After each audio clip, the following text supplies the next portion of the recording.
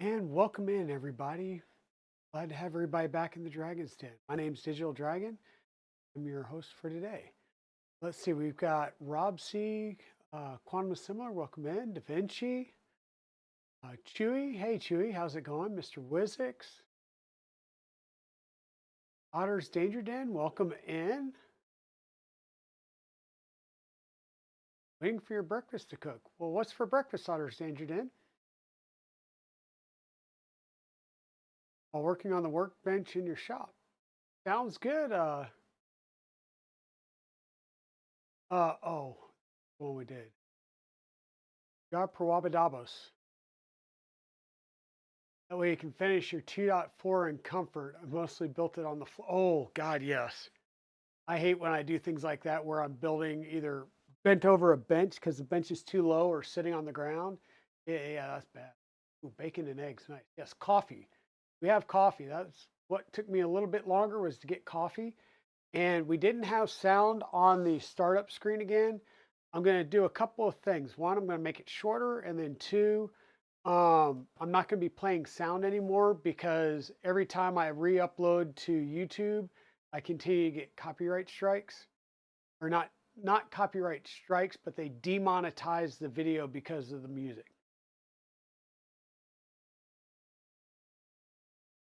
The seventh day of Christmas. Hope you're ready. Um, yeah, I'm so. My life's easy right now for Christmas because everybody's grown. No young kids. What's everyone printing today? Well, I've got something I'll show you guys here in a second. Hey, Westry, how's it going? Hope you're doing well, sis. Yes, Pezlis for partner. Thank you, Da Vinci, for throwing that in there. You're printing box turtle parts today. Nice. Did you get your box turtle kit in, or are you just printing while you're waiting? Because I got news for you. I still have my box turtle kit over here. That's the next thing I think we're going to start working on, or at least on the Twitch channel. And I need to start printing parts for it.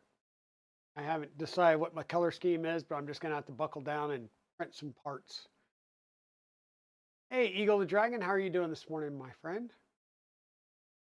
I will let you know I just got done making my coffee.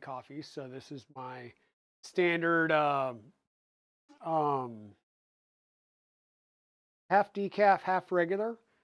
And then this cup is the full test. And this is Black Rifle Company Fur Missile.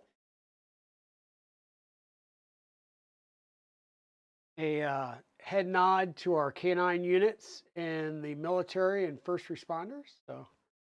And then Mrs. Dragon is up and we'll be going and doing a Dunkin' run. So she'll get here midstream about the time that summer, all of this coffee will be done. Um, Gonna work more on a lighted sign. Nice. You haven't, you're just doing something while I wait. Gotcha. Hey, I get that, Chewy. I get that. Like I said, so the LDO kits I don't think have shipped yet, but I do need to get mine started building because they were kind enough to get that sent to me. And I will say, you were asking what people were printing. This is what I'm printing. Let me switch over to the bench side here. So Evil Diesel's wife has asked for a bunch of these. These are snowmen, and these are actual mixed martial arts skis, right? And at first we were going to do the belts and print and place belts, and then what they just, or not print and place, but painted belts so it would be part of the multicolor print. But they decided, wait, people could be changing belts here soon, so they're going to do the belts, the different colored stage belts, and ribbons. That way, if they go up a level here soon, they can just switch out the colored ribbon on their snowman. And yeah, so I've got a bunch of these, and this is the Cryo Grip Pro Glacier plate. So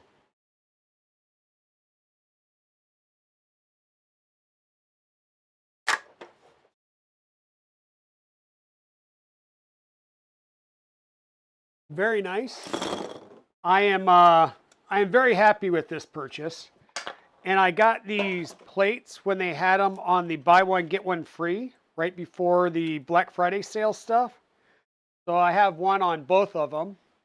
And the nice thing with these, so with the Glacier ones, you can do more than just PLA. So if you do, I think what is it, the Frostbite, those are PLA only. But if you do the Glacier, you can do other materials as well. Like, well, let me rephrase that. The Frostbite is PLA and PETG only. But these almost seem like the engineering plate as far as the types of materials that you can print on them. And you just print them a slightly lower temperature. So I'm really liking those Glacier plates so far, Westry. And the texture, the bottom texture is more like what you would get from the satin plate on the Mark IV. There is a texture, but it's very minimal, where the Frostbite from the images that I saw, because I don't have a Frostbite, it would look more like the standard textured PEI plate. So yeah, I'm liking the Glaciers. Hey, Shrimp Father, how's it going?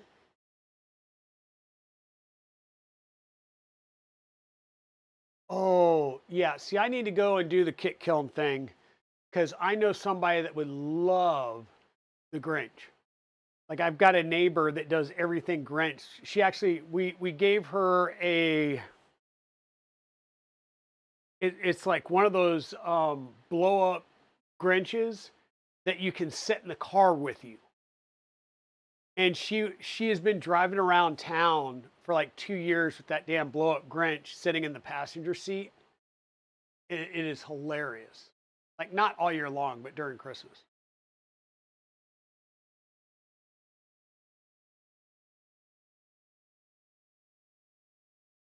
Okay, so we've got that stuff in. We did get, whoop.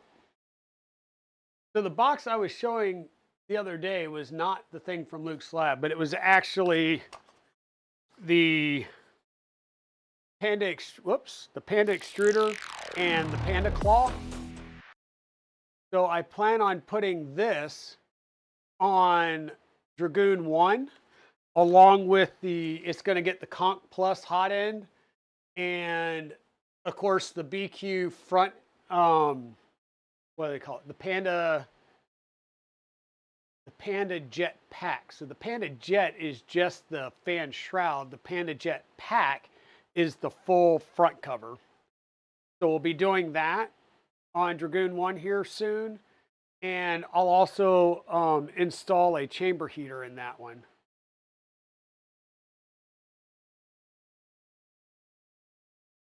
And then the other thing which did come in from Luke's lab is my tube. And this is a full tube setup that just showed up here. I will also tell you that I had 4 boxes show up from Rat Rig yesterday. And they're somewhat heavy. So they're not they're not the upgrade to this. It's the mill.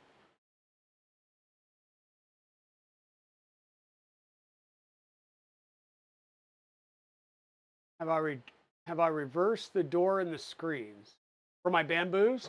Um, it may be the camera. So this is the right side of the printer. This is the left side of the printer. So yeah, my camera is reversed. This is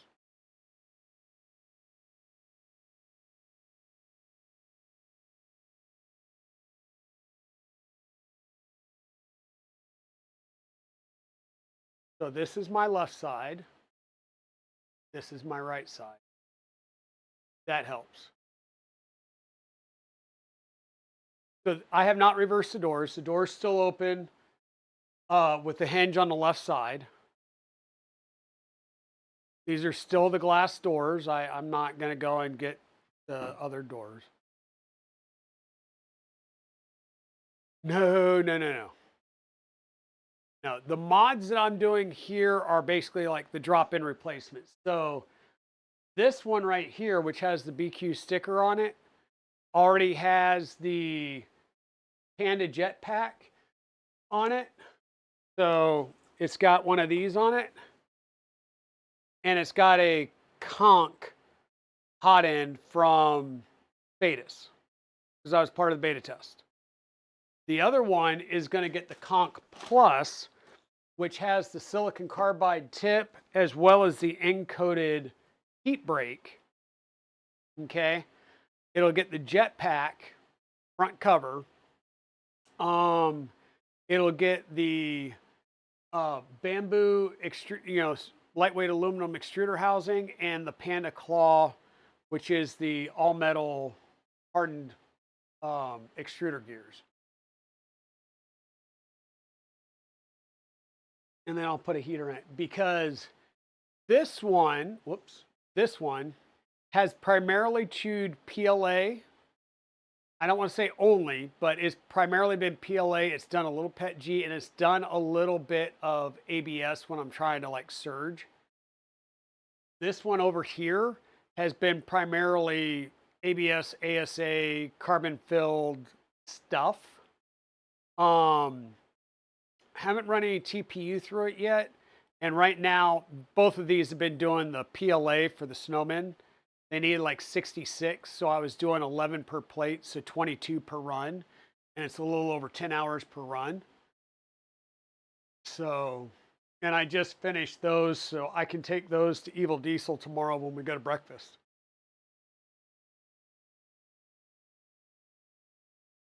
I am goofy, not my bamboo. Okay, that sounds better. Otter's Danger Den. By the way, welcome in, Druid.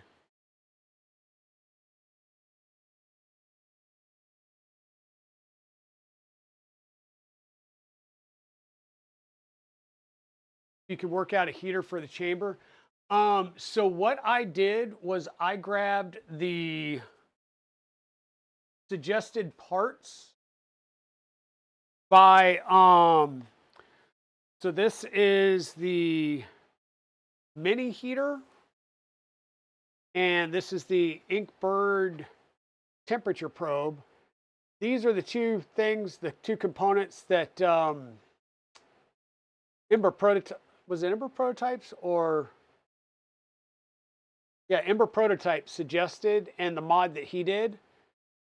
So I got these, and I'm going to go ahead and install these, because I do have some PCCF and some straight polycarbonate that I want to print with. And just an elevated chamber temperature helps, especially when you're doing certain things like that.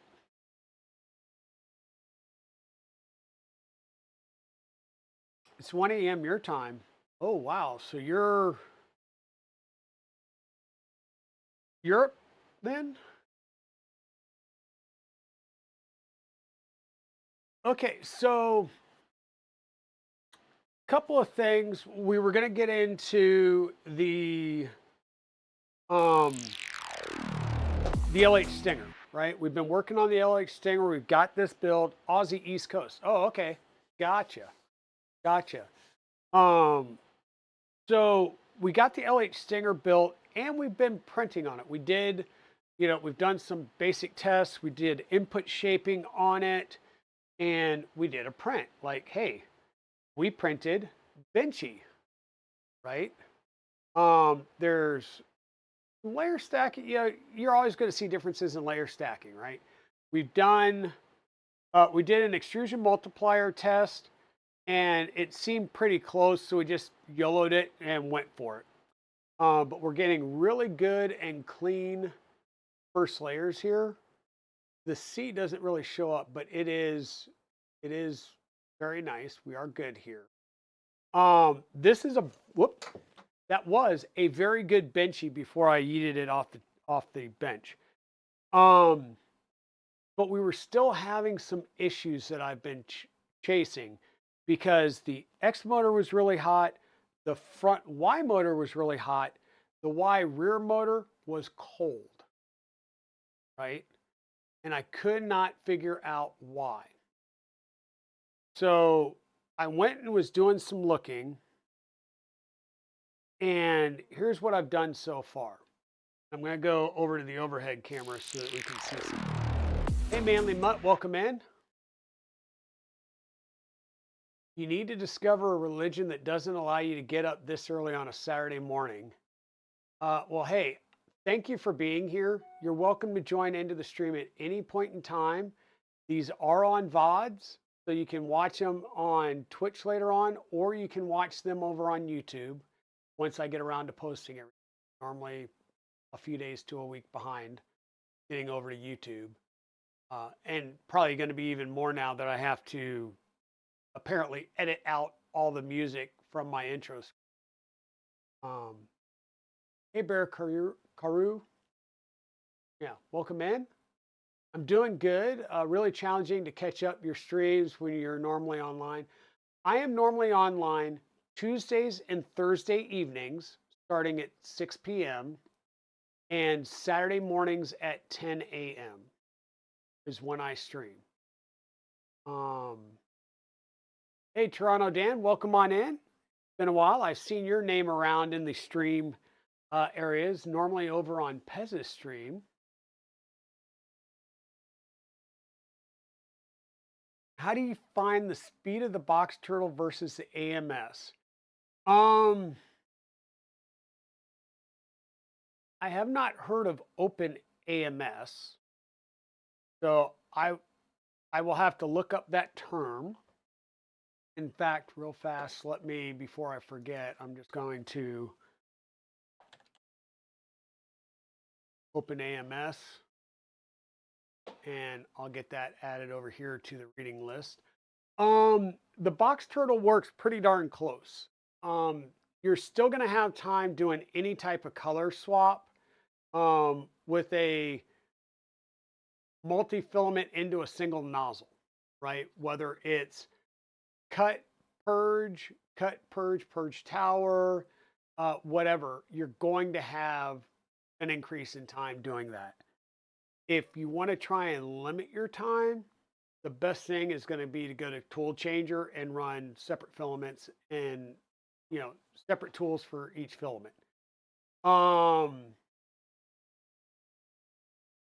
Between the AMS, I have not done a head-to-head, same print, same settings against a bamboo versus, any one of my Vorons that has a box turtle on it. I will tell you right now, all of my box turtles are in a weird state because they're all running different versions of the AFC Lite software. I need to bring them all up to speed, get them all up and running again so I can start running some more comparison tests across things.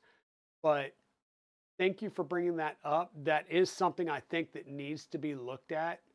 Let me rephrase that. It doesn't need to be looked at. It would be another great comparison point. But even then, it's all about tuning and how you tune your slicer. Okay, and our ads are getting ready to start, so I won't talk about that because I don't know if you're a subscriber. Um, but we'll come back to that as soon as the ads are done with. Bear Carhu is finished. It's just Bear for your convenience. Okay, gotcha. Gotcha, Bear. Thank you.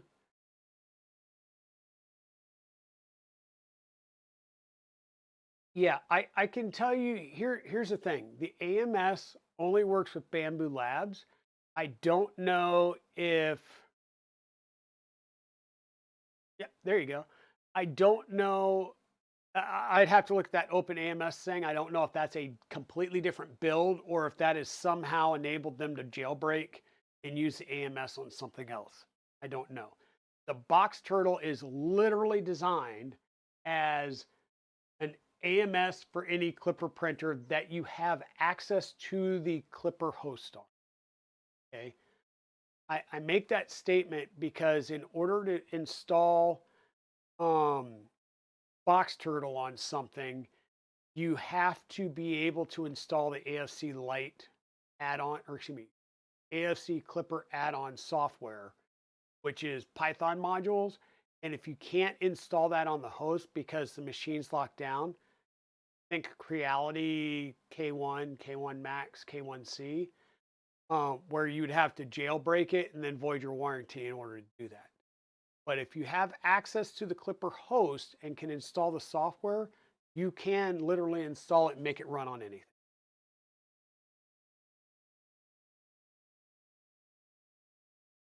Um, what is my purge tower multiplier for Turtle and ERCFA? I do not have those. I am no longer running ERCFA anywhere. I would have to, I believe I still have my last Happy Hair config archive somewhere. I would have to look that up to see what my stuff was for the ERCFA. But both Happy Hair as well as the Turtle, they suggest using the provided macros versus updating a lot of things in your slicer, right?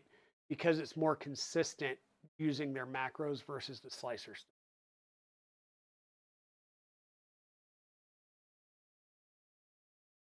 Okay, thanks, Toronto Dan. That would be great. Um, and thank you, Westery One, for resubscribing for 16 months in a row. I appreciate it, sis. Thank you, thank you. Um,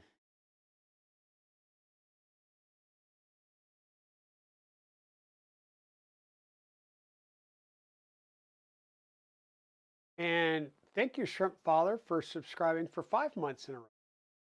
Appreciate that as well. It's more about the volume between colors there. Even Blobifier uses info. Yes, that is true.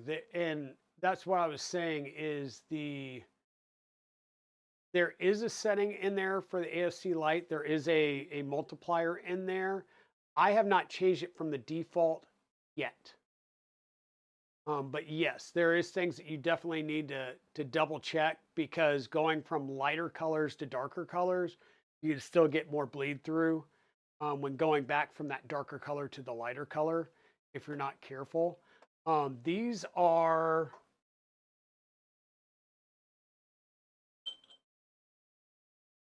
sorry, I'm reaching over.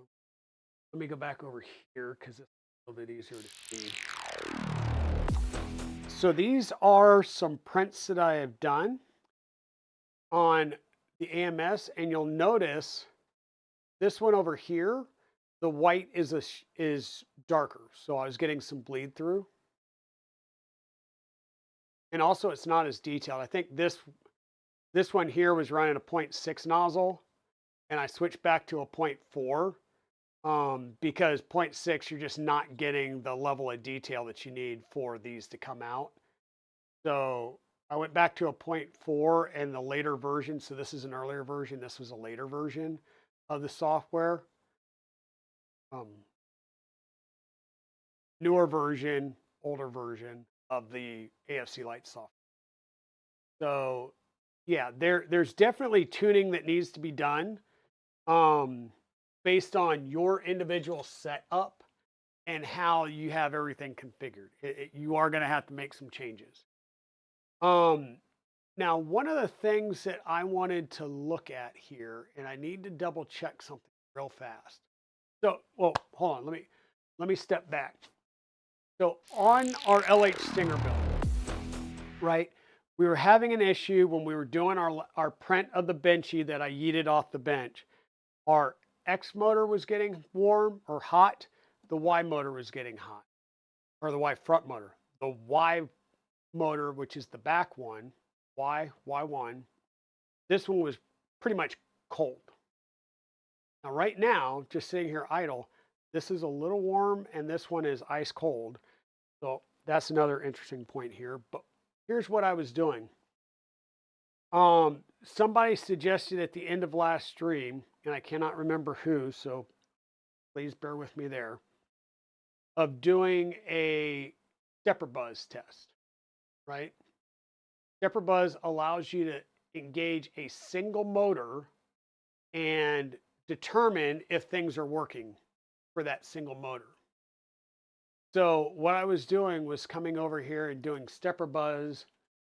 So it's stepper underscore buzz space stepper equals stepper whatever, right? So this is what I was doing, and Y should be, once again, the back, Y1 should be the front. So by doing a Y, I should see this bed go forward, back, forward, back, forward, back. Okay? I do that. I hear the fans kick on because it's engaging the motor, the stepper. Nothing moves. Okay? If I come in here and make this Y1, which would be the front motor, I'm now seeing the bed move. It's hard to see here, but the bed is moving because it goes 1 millimeter forward then back. Okay? That tells me this motor's engaging, this motor's not. So what I do? I started back here at the box, pulled the wire, and I checked my phases, and my phases are good, and I'm showing continuity of the phases all the way back to the motor. I did it here, I did it at the breakout board, and I did it at the motor, like physically touched the pins on the motor. So that's good. Okay. Wiring is good, and I have continuity of those wires all the way through for the motor. So then my next step was to do what everybody does, swap the cables between Y and Y1 and see if the problem moves or if the problem stays. The problem moved. Okay. So now that tells me either I've burned out a stepper driver or there's an issue with the port on the board. So the next step is shut it off, flip the two stepper drive or stepper step sticks, the 5160s, between the two slots and see if I still get the same issue. Because if it still works at that point, then the issue is I've burnt a stepper board out, right? And I have to replace the 5160T. So in essence, that's what we're going to do right now. Because honestly, I can't remember the result of that test. So I'm going to put you over here on the overhead. And you can see or possibly see there's still light here. But yeah, there's still a light right here. So make sure you shut this off and you wait until all the lights go out, right? So no lights right here anymore, right above the KB3D. Give it a good 10 count just to make sure that all capacitors and everything are drained. And then what we're going to do is we're going to take, we're going to take the two motors or the two steppers here and swap them.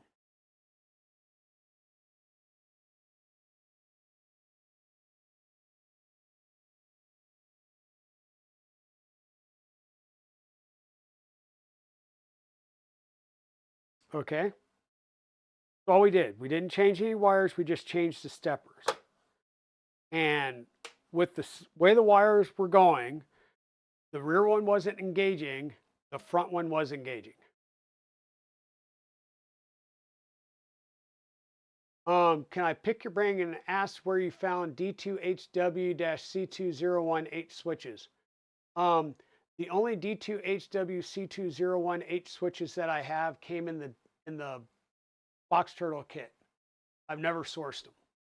All the switches I ever sourced were the standard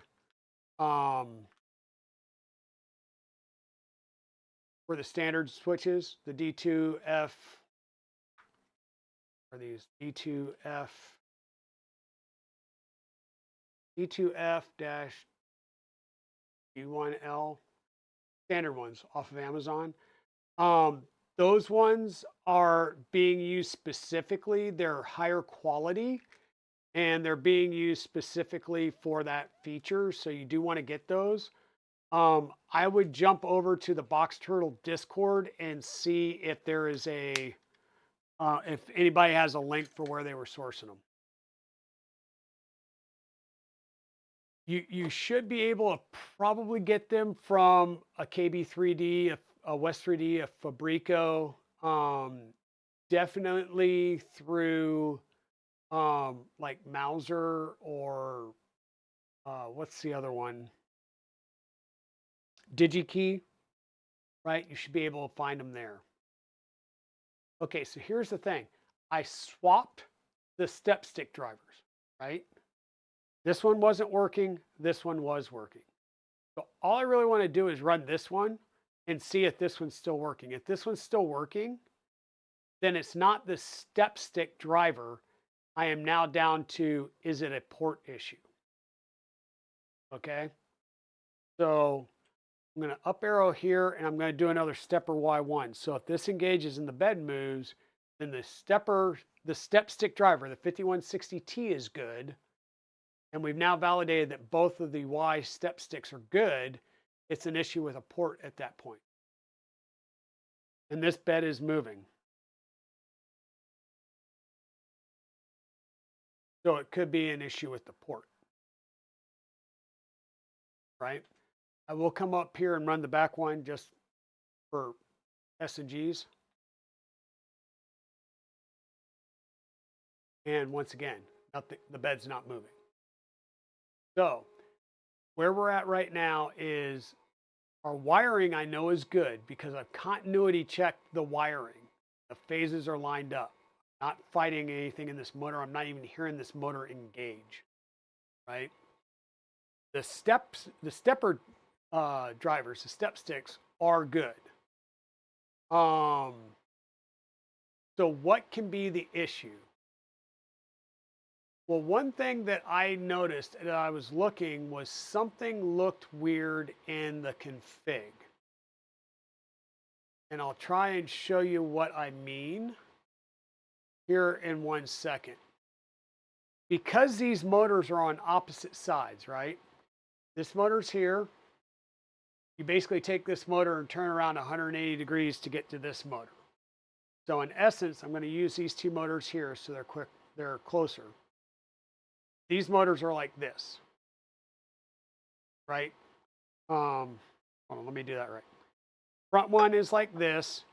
Rear one is coming in like this. Okay? So if this one is rotating this way to move the bed forward, this one also needs to be rotating in that same direction, which means towards the, so this one's moving away from our plug. This one's moving towards the plug. Means these have to be moving in opposite directions. Otherwise, they're moving in the same direction and they're rotating in the same direction. They're fighting each other. Okay? Makes sense? Okay. So I'm going to come over here to the clipper config and we'll start off here. LH Stinger. So base of the LH Stinger, we're going to go under the config, clipper config, and we're going to look at the printer config. So this is base Stinger files. Okay. Y stepper, the direction pin does not have an exclamation point in it. Y1 direction pin has an exclamation point. That means they're going opposite directions of each other, which will make the movement the same because they're 180 degrees from each other. Okay? So the stock config, if I self-sourced it, has the two Y motors going in the opposite directions. If I come over to the LH Stinger, this is the kit's FISEC clipper config for FISEC. We're going to come look at the printer config.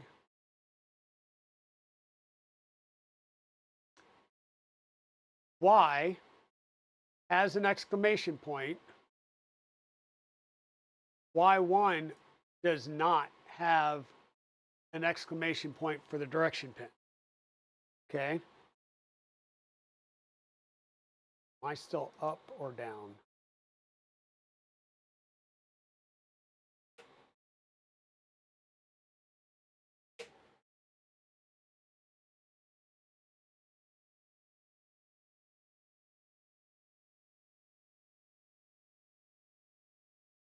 I'll do some looking here.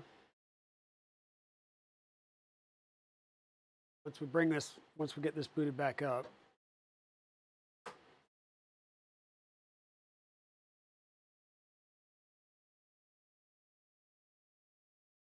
You can do it.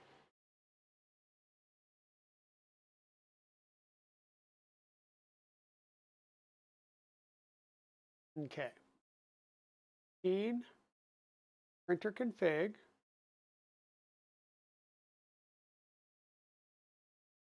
Y direction pen has an exclamation point. Y1 direction pen has an exclamation point. I don't know how. Okay. What I do know is I followed directions and downloaded a config file off of one link in the guides. So that's the Orca Slicer setup. This is the Orca Slicer. Okay, here's the zip files that I had downloaded.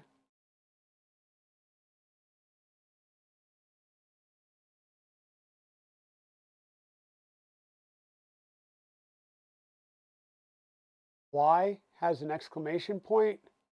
Y1, no exclamation point. So somewhere I have screwed something up and added an exclamation point where it should not be. That's what I wanted to check. So this one should not have an exclamation point.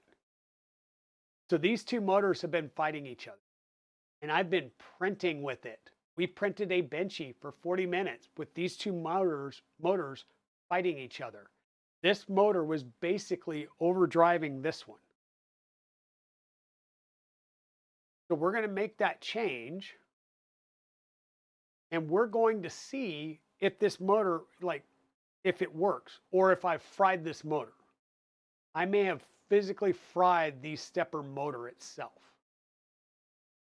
I don't know.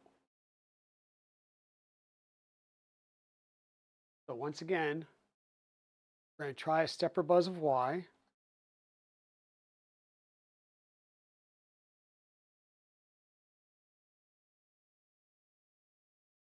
And I'm getting nothing.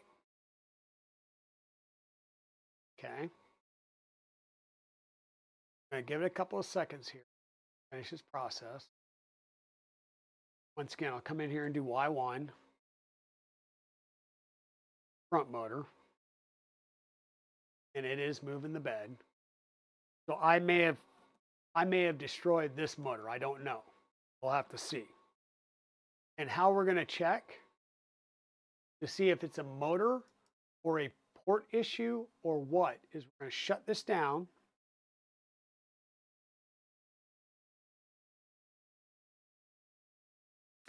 And here's what I'm going to do because it's going to be easier for me to do this. Maybe easier for me to do this. I'm going to manually lift this up. Don't worry, we have Z tilt adjust.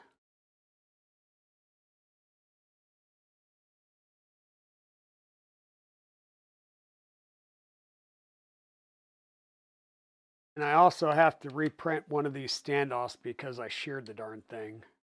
Taking this on and off so many times. But before I get in here, I'm going to make sure that shut this off. But because the cable between this motor and this is kind of tight and I've got it tied down in a couple of places, here's what I'm going to do to make my life a little bit easier. I'm going to unplug the Y motor back here. And I'm just going to plug in a different cable. This cable is, I validated the color. Let me double check that.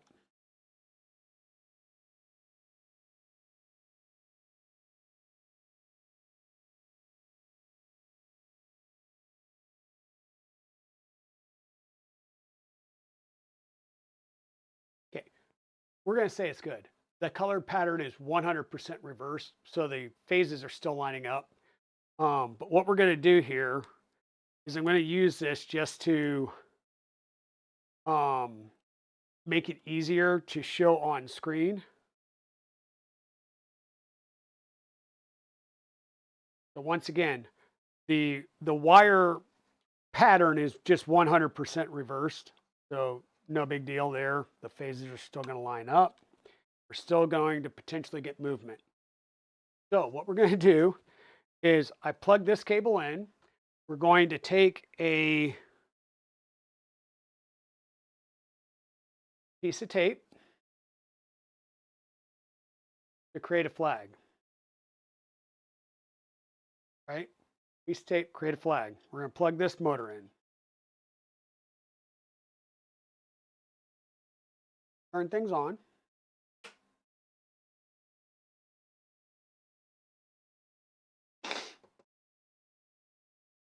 And we're going to see if we get movement here. Hey, Daisy, welcome on in. Welcome on in. Did not see you there. Thank you for the bits. 20 bits. Thank you. I appreciate it. So how are you doing, Daisy?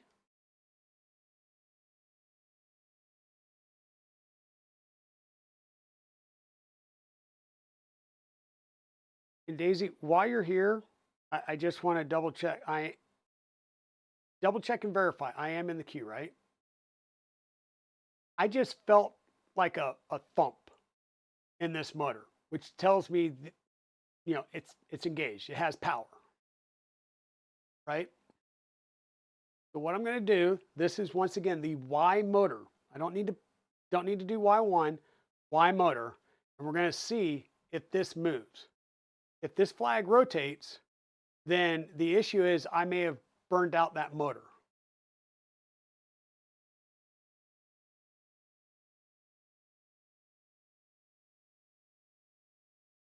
Okay, this is not rotating.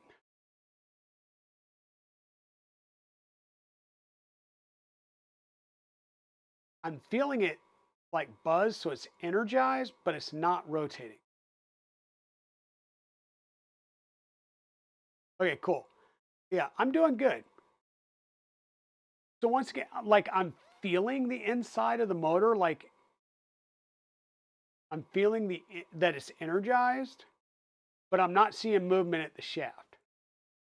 So something is still wrong and funky here. Now, I have validated all of the pinouts. Well, here's the thing, Otter's Danger Den. It's not a dead stepper driver, right? The step stick, we swapped the step sticks and this motor's still running, which means it's not a dead driver. I had continuity all the way. So it's not a continuity issue. I will verify real fast, which I should have done this. I really, really should have done this because this is a completely different brand motor. These are good motors. They're, I'll say, new out of the box. But that doesn't mean they're wired the same. And this is why I say you should always double check. And don't ask me why I didn't do this. I should have verified, trust but verify.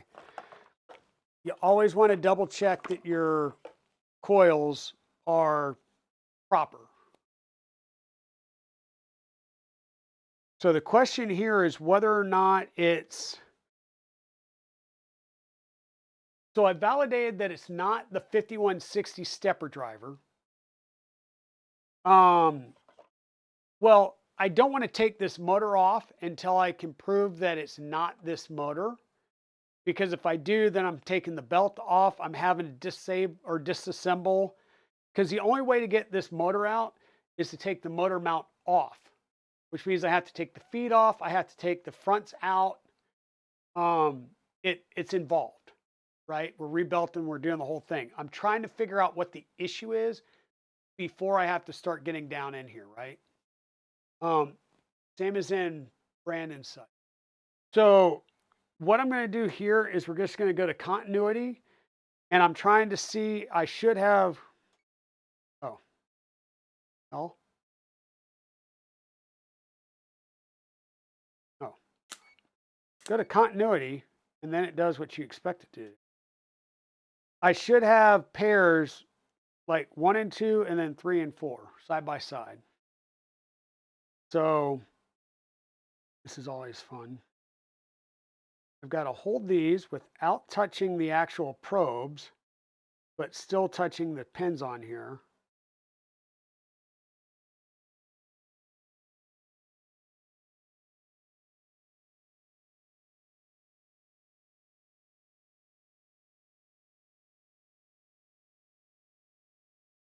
And I don't necessarily care what the reading is, as long as they're the same or real close. Like if you got one side, one phase that's, in this case, 2.9, aren't you?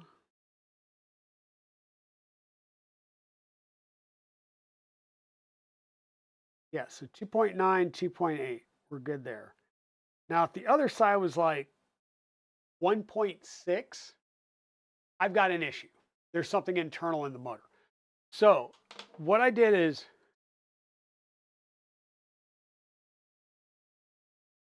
the blue and red is a phase, the green and black is a phase, right? So these first two pins are a phase, the next two pins are a phase. That's correct. We have tested this, it wasn't working. We've tested plugging this into this port and that motor wasn't working. So what we're going to do now, we know this one was still working. I'm going to pull that motor wire out and I'm going to jack into that one and see if this motor works. And if it does, then we've got a problem with either something on this board fried or something in the path has fried, right?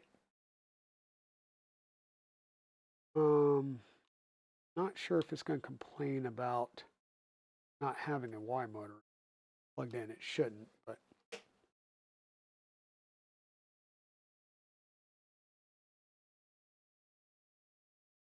so if this motor works, then it means that the motor's good, right? And the issue is with, because it's not the step stick, if the motor's good, I guess the other way I could do it is rather than plug into this motor, plug into this motor, and if it works, that's an even better test that this motor itself isn't fried and it's something between the board and this motor.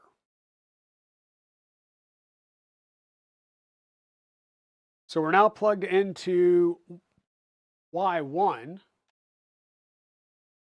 So if we get movement in this motor now, then we know that that's the issue. And I'm getting movement and rotation in this motor. So chances are this motor is fine. It's the board, right? It would be the board. How are we going to verify that the other motor's fine and that it is now 100% defined as the board? Well, we're going to shut down because you never unplug or plug in motors while it's energized. Never. You've got a light on your board. Do not unplug and replug these in. That is going to be a good way of burning out your stepper drivers and or your motors.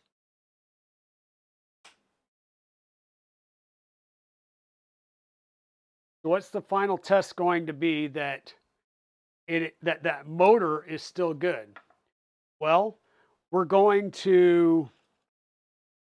still plugged into Y1 here, right? We're going to unplug from this motor and plug this cable in. So we're basically plugging this motor into the Y1 port. And if that works, then we've verified 100% that this motor's good and it's something with the board. So we'll have to set this up on its side to make it easier. to unplug this. We're going to plug this cable in to this motor back here. I'll set it back up here just to make it easier and safer. And if everything is working, right, there's only one motor connected because we've disconnected the Y cable from this motor. The only connection that's on is Y1 to this motor. So there's nothing connecting this motor. Only Y1 is connected back here. So if I test Y1 again and this bed would move at all, then that means this motor's good. And we have 100% isolated the issue to the FISEC spider board. Okay. I have not replaced the surface mount driver, Cruising Girl. I don't have the equipment to easily change SMD stuff, though I have very much looked at the potential of getting a whatchamacallit, a reflow plate. Okay, so we're here. Once again, this motor is connected into the Y1 port on our breakbeat board, the breakout board over here. So if I do a Y1 stepper buzz and this bed moves at all, then this motor's good. And the bed is moving. So the motor's good. We just confirmed this motor's good. So it's either this port on the breakout board is wrong or bad, or no, we can check that as well. We can check that as well. So we're going to shut this down one more time. We're going to put all this wiring back the same.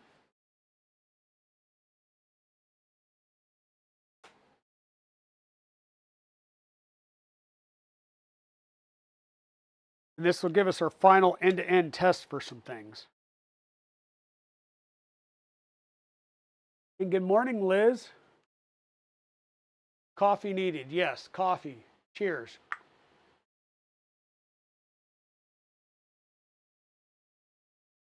Yeah, like I said, I would need to get a reflow plate. Well, you can do it with a reflow plate or a I'll say a soldering heat gun. The heat gun that I have won't work for soldering. It doesn't get hot enough. But you can get those soldering hot iron or hot heat guns that will also allow you to heat that stuff up and redo it. But I will be quite honest with you. With the way my eyes are, I'm going to be using like a big magnifying glass or a whatchamacallit, like a digital microscope to do stuff like that. Okay, so all of our wiring is back to standard at the printer. So what's our next step? Our next step is to swap the Y and Y1 here at the board. And if this motor works in the back and the front motor doesn't work, then we know that we've blown a port on the spider.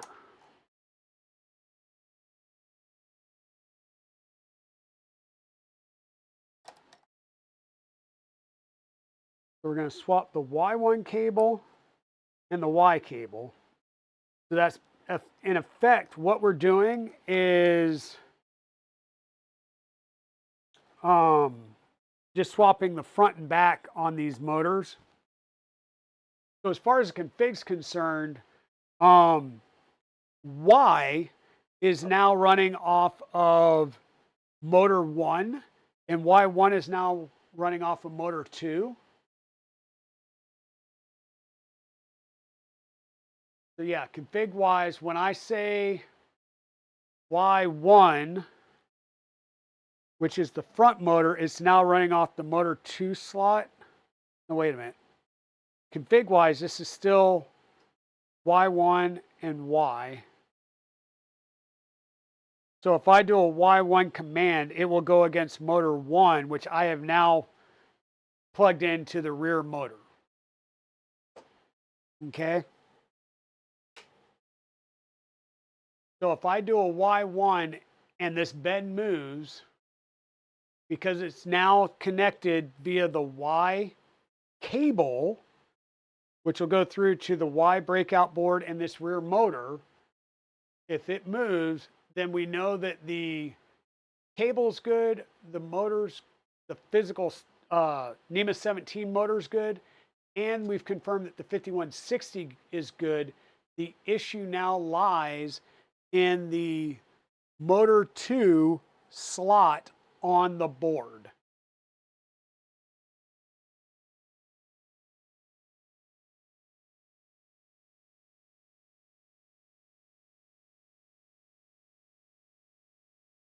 And the bed is moving. So that tells me M2 slot on this board, something is not right with it. Okay. And I will tell you this, yesterday I attempted to use the M3 slot and I was not getting any success. So there is the potential that this board has two motor sockets that are non-functional. Now, this is the version 3 H7 board. It does state, so the previous board only provided 48 volts to the first two motors, so M0 and M1. That is the only thing that I can think of is it's physically not providing the 48 volts to the other two slots, though even if it was only running at 24 volts, we should get some movement, right? Which is telling me that potentially these motor sockets on the board are boobered. Like I need to get a new spider board. So I'm going to get this cabling back in the right spot so I don't forget to do that because that would be bad.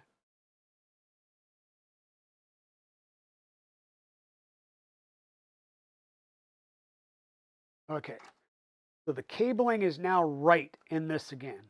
We've in essence validated that the stepper sticks are good, all the cabling's good, and the physical NEMA 17 motors are good. The issue now is this particular M2 slot. I'm going to pop that step stick out and I'm just going to try and take a look. I mean, all the jumpers are in there. They look to be fully seated.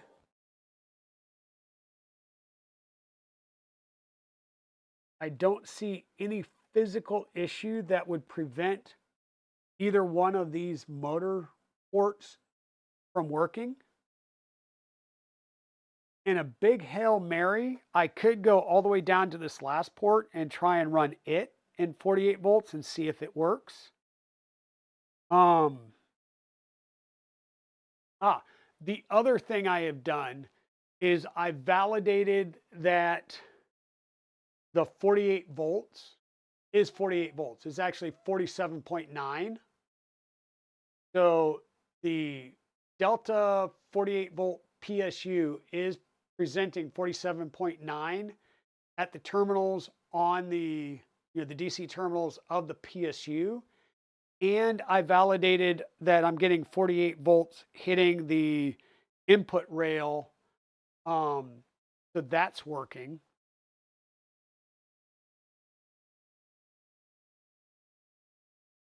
I have not necessarily validated 48 volts coming in on the power.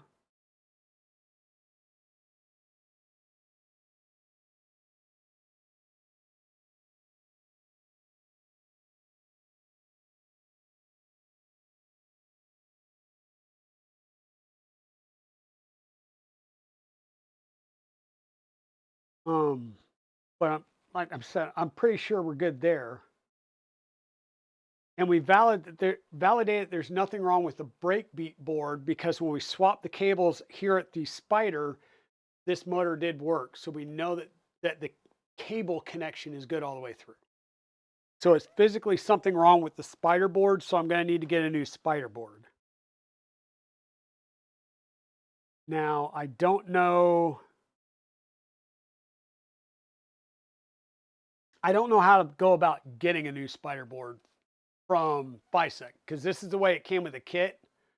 So I will need to try and do a support ticket with FISEC. I just don't know how to do that. What's my favorite board to work with? A working one. I really I've used, most of my Creality boards have been swapped out with Big Tree Tech. I'm very used to running with Big Tree Tech, but I've done Manta 4P, 5P, 8Ps, Octopus boards, Leviathan now. I've got a Kraken that I haven't installed in anything.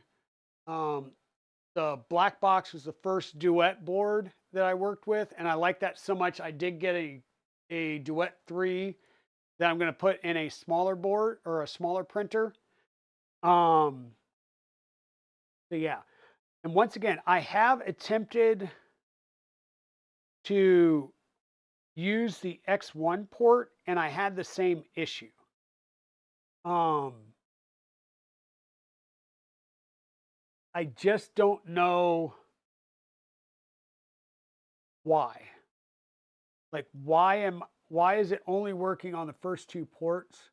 Everything is the same. I'll say jumper orientation, plug orientation. I have validated all of the ports, so unless the silk screen is completely off, which it didn't say it was, I've seen nothing on the, nothing in the forums about these boards having an incorrect silk screen.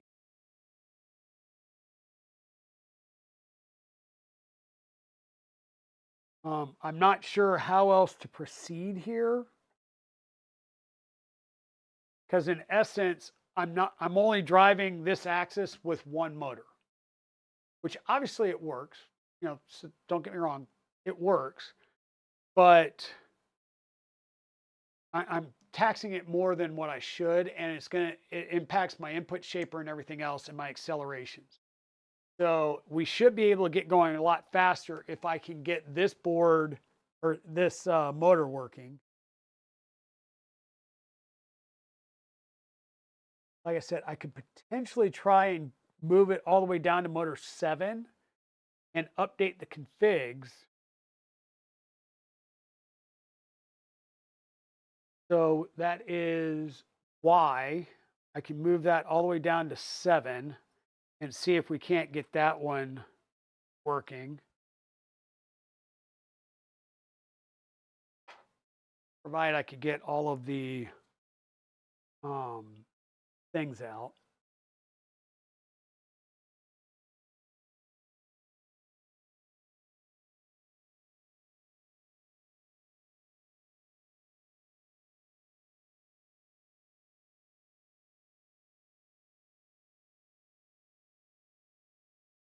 And by things, I'm talking about jumpers. So that's what I'm going to do right now is I'm going to physically move all the jumpers over from this port to motor 7. And we'll have to go in and change the config to motor 7.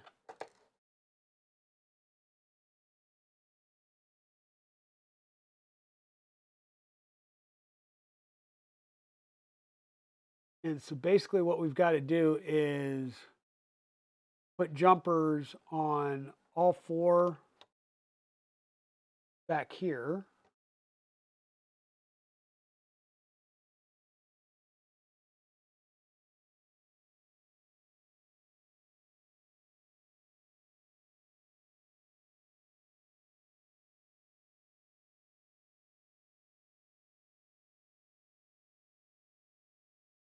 Those are all fully seated. And then I've got to change this jumper on the front side of the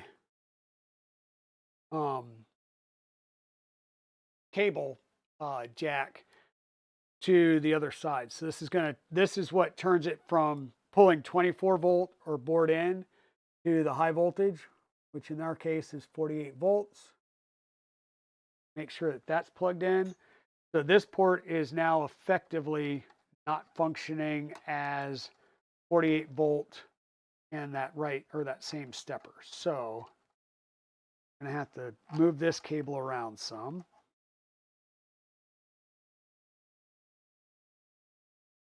Like that there.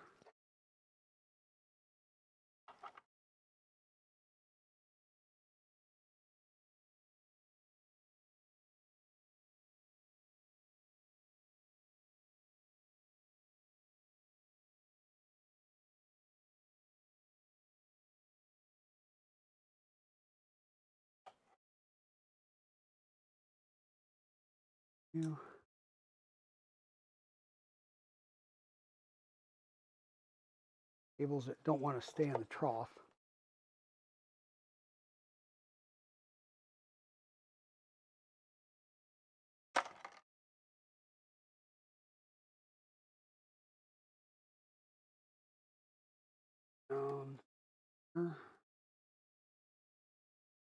With me.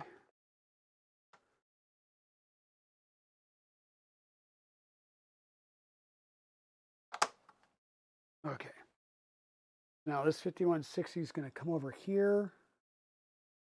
We're going into motor 7 for that one.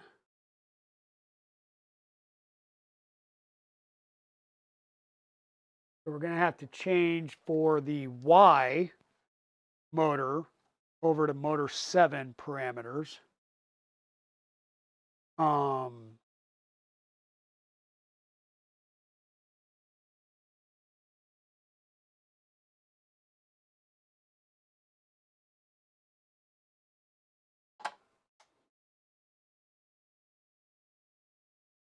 Now we'll turn this on. We'll need to go update a couple of things in our config. You have a SKR3EZ. I plan on either replacing Neo board and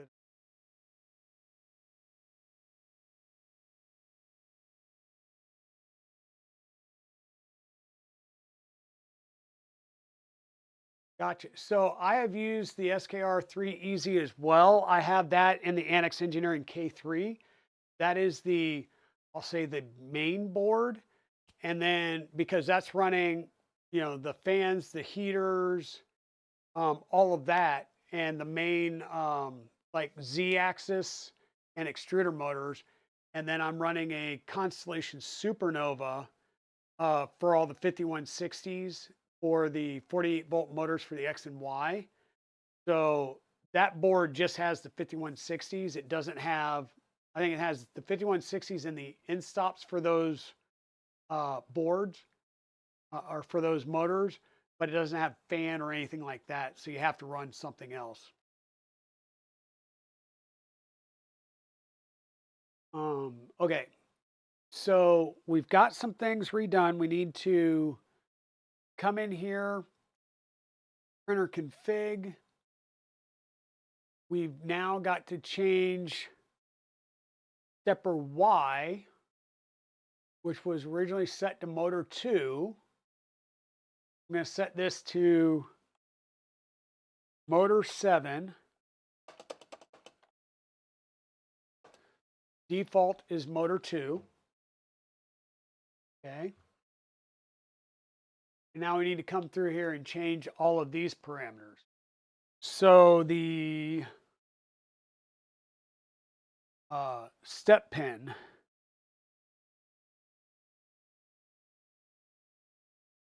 EE1.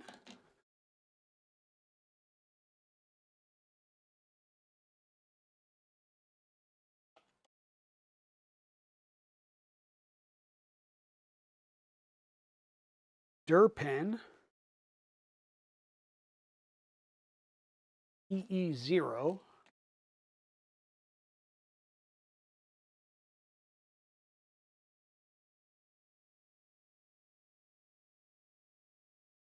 Gonna be a bang.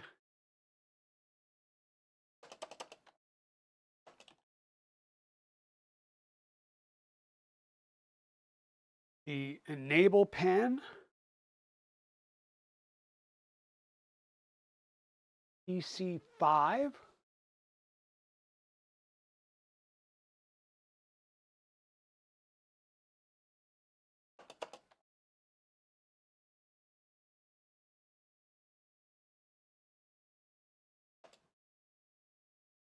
And then the in-stop pin's going to stay the same. We didn't change that. The CSPDN pin is PD11. So these parameters have changed. The in-stop pin doesn't. You'll notice that there's no TMC information in here. So we're going to save, or let me rephrase that. Let me bring this up to full screen so you can see what I'm doing. So what I've done here is for the Y parameters, I have changed it to motor 7 and just made a note of what the default was. And then I changed the step, direction, enable pins to match motor 7's parameters. The end stop stays the same because that pin hasn't moved. And we're going to save this. And then we need to change information in 2 other places for now. We have steppers and steppers fast. We're currently using steppers fast, but I'm going to come over here to steppers config. And once again, we're doing the Y motor. So here's the micro step setting. And then for here, I will change this to motor 7. Default to motor 1 or motor 2. There's a CS pin here. This is the other pin that we needed to change. And once again, this one is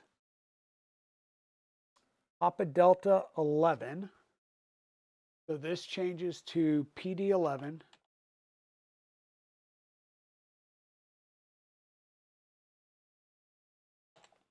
And I'm just saying default. Default here means, the default configuration. The SPI bus, this is the same for all of them, so we don't need to change that. And everything else here is going to be the same. We don't need to change anything there. So this is the steppers.config. So we're going to do a save, close. Now we're going to come into the steppers fast, and we're going to do the same thing. I probably could have just, I don't know, copy and pasted. So you'll know the micro steps are different here.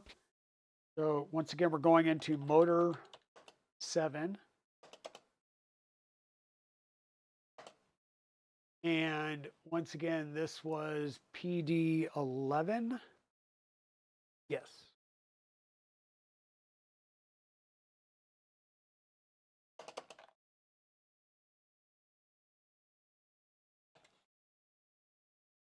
Okay. Now that's all the changes we need to make. So we're going to do a save and restart this time.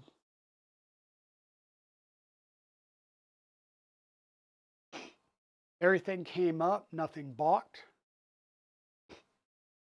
Now, if we do a stepper buzz of Y1, once again, Y1 is still connected to motor 1 and is the front motor. So we should see the bed move. And the bed is moving.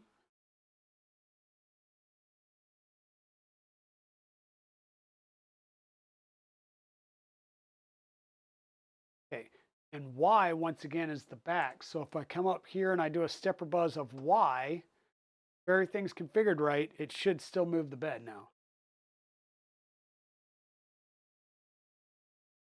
And the bed's not moving. So here's one of my biggest concerns is whether or not this,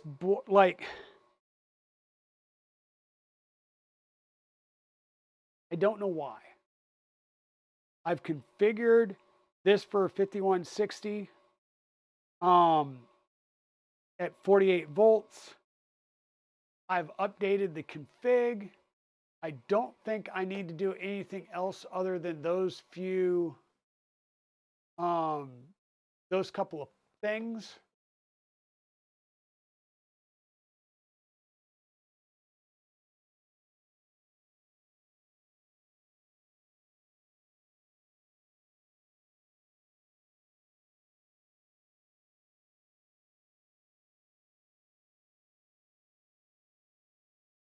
So I'm at a loss,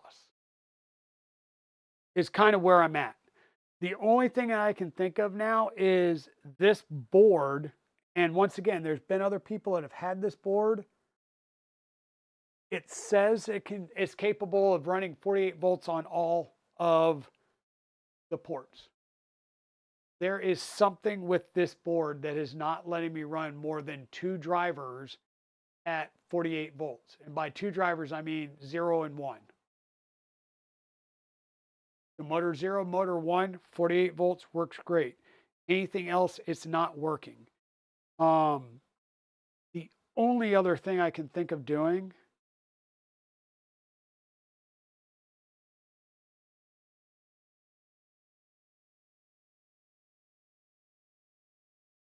would be to put 2209s in it and see if it works at all. Configure it for 2209s at um, 24 volts, but that even worries me. So at this point, there's something wrong with this board.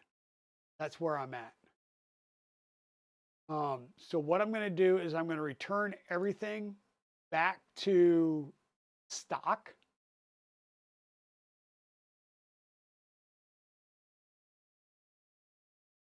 Just going to return this config back to stock. And we've got an issue with the board.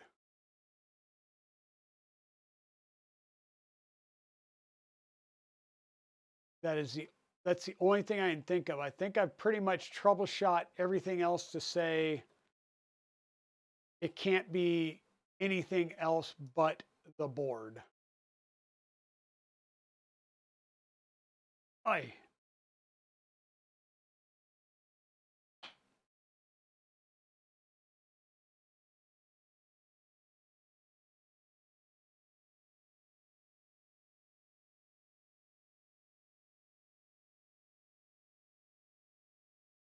Steppers, we need to come down here to the printer.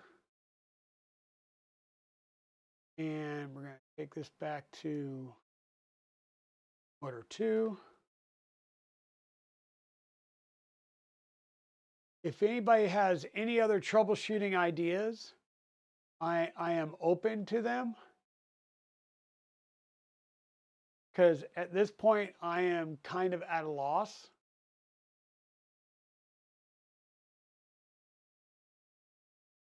I don't necessarily want to.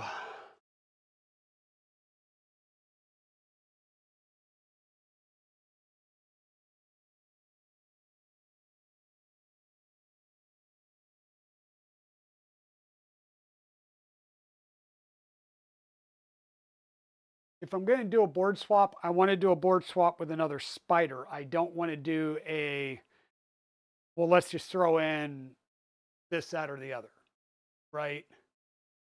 Um, this is a kit. It came from a manufacturer. I'm going to go back to FISEC. I got to figure out how to go back to them and just say, hey, something ain't right here, and go through all the troubleshooting that we've done and kind of seek guidance.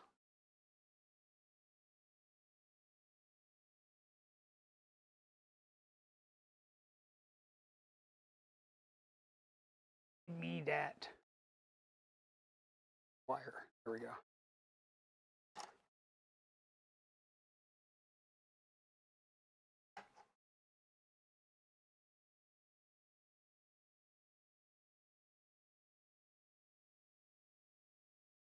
So I'll return this back to stock.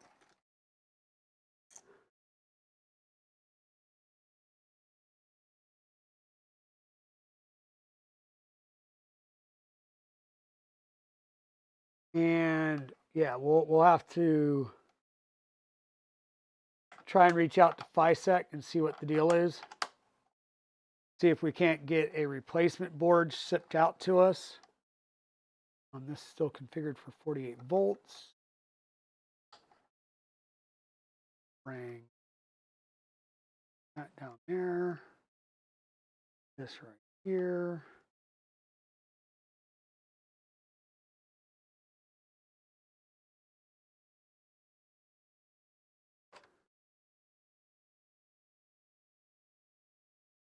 We'll have to this back to 24 volts because we don't want to cause ourselves a potential issue.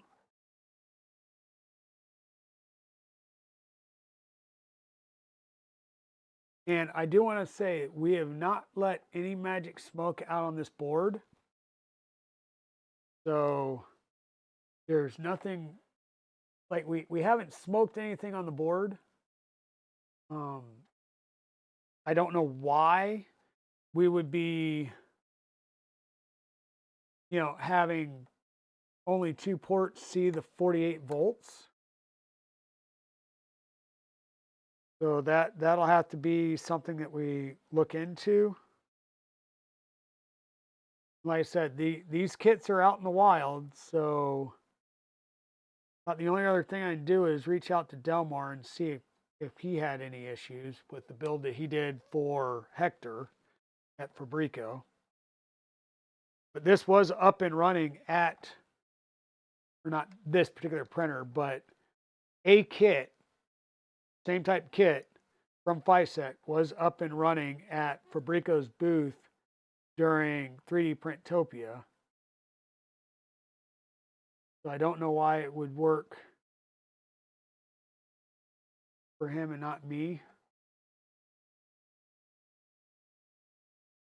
Unless, once again, the only thing I can think of now is we're down to a faulty motherboard is the only thing I can think of.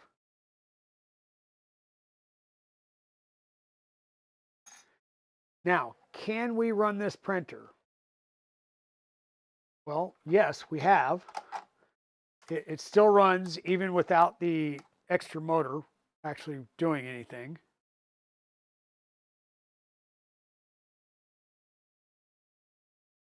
Should we run the printer? Well, that's the thing. I have looked at everything I can think of and scoured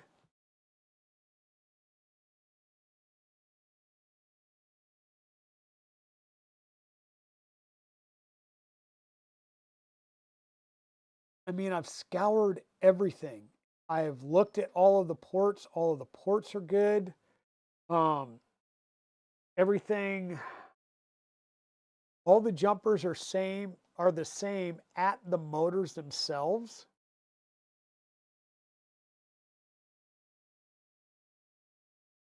Barring taking this whole thing out, which I will do, but I'm not going to do, I don't want to necessarily do it on stream unless we know for a fact that it is, well, when we know that it's borked.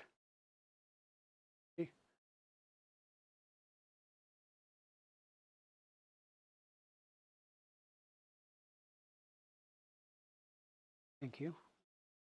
Did it all go in the 1 cup? Ooh, you got the wrong size. Uh-oh. Duncan runs here. So yeah, I don't know, like I've been looking out on the interwebs for the FISEC Spider.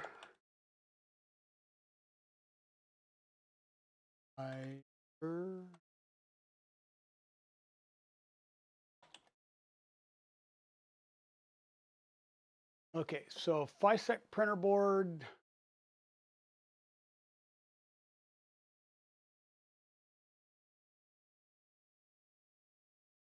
So I think we have to go, this is the H7.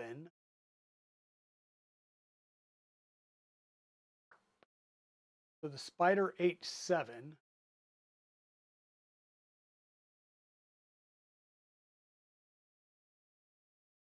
So independent motor power input, 60-volt peak, removed one MOSFET output. So in order to add more to the motors, they removed one of the MOSFETs so that you have one less heater is basically what that's saying. Voltage selector on every driver. 120 microfarad 63 volt capacitor for motor driver. So each one of these is a 63 volt capable capacitor that sits underneath the stepper stick.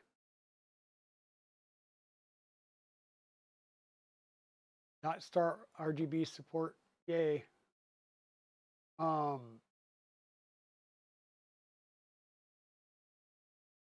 Flashing. We have flashed it, obviously, because we're using it and printing with it. We're not doing CAN.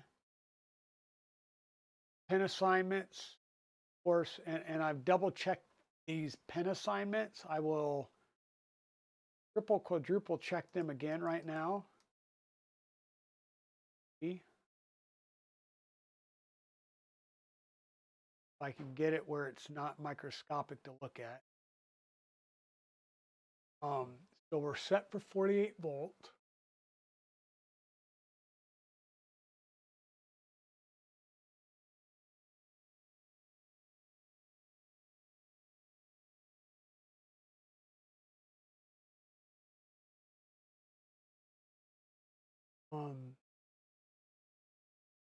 Motor 2.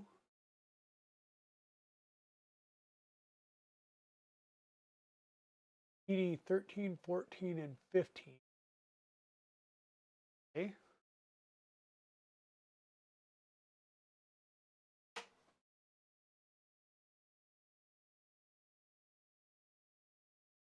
And I haven't seen a jumper that would, I mean, the jumper is, like I said, at the motor JST jack, there is a jumper that sets it between 48 volts and 24 volts. So that's just the amount of power that we're sending. If one was at 48 and one was at 24, it wouldn't care because the 5160 can take up to 60. Yeah.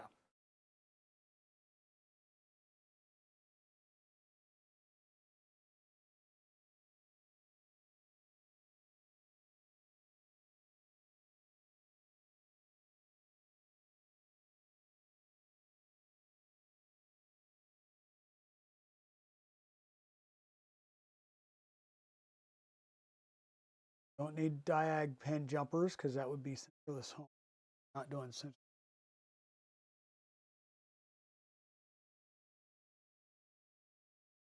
All of our fuses are good because if a fuse popped, it would have taken out all the motors, not just one or two.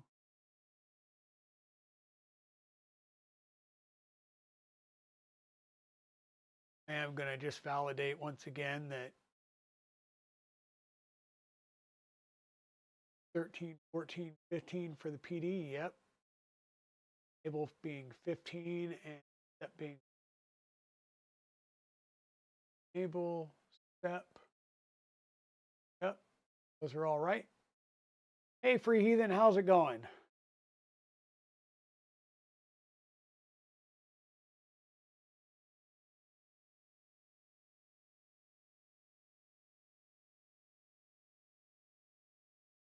We're over here on the struggle bus.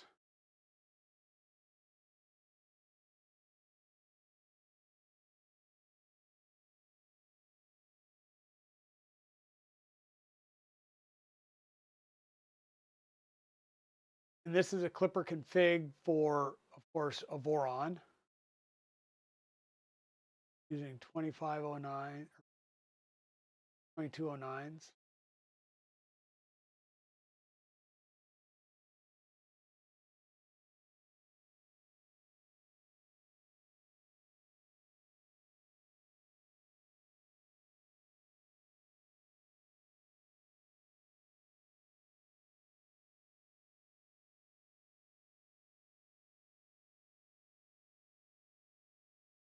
X motor.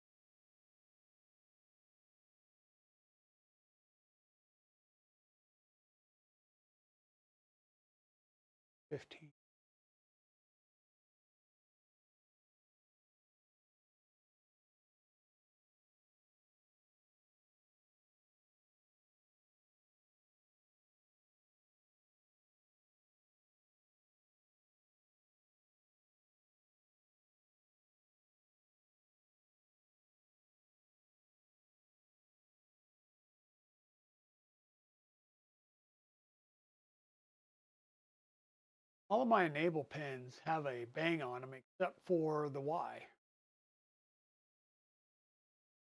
I wonder why. And if it's that, I'm going to be so upset. Hey, a clipper error.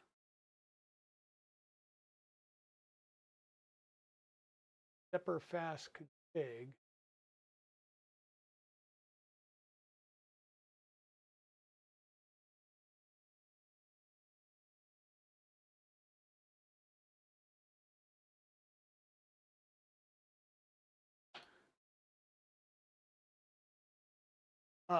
Sorry. Okay.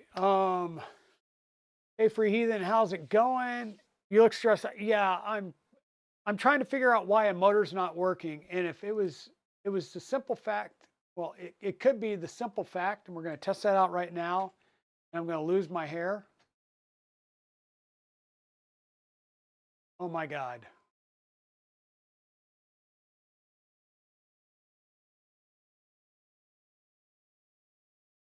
So, I guess at some point, what happened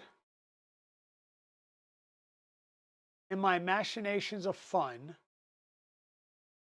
for the Y motor here, all right, we're going to double check. That's what we're going to do. We're going to double check.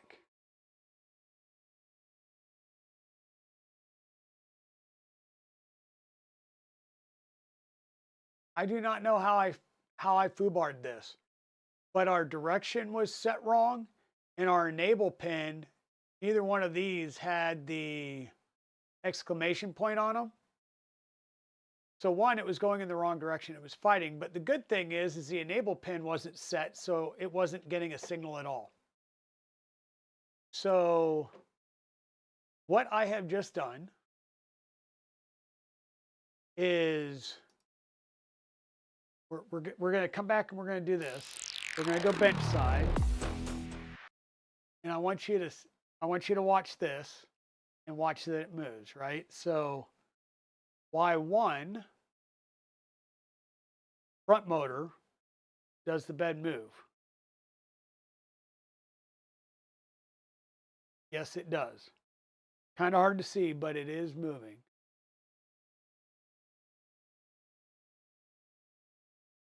Okay. Now we're going to do the same command, stepper buzz, but we're going to just use the Y motor back here. And the bed's moving.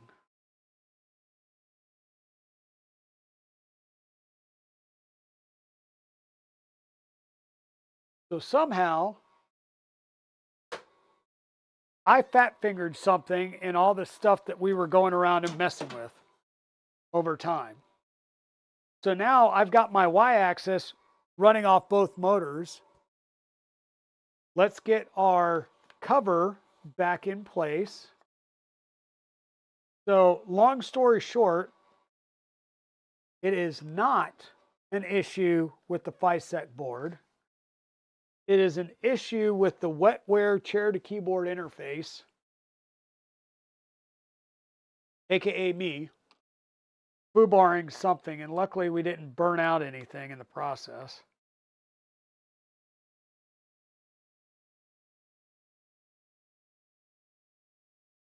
So I'm just going to screw my panel back down in place.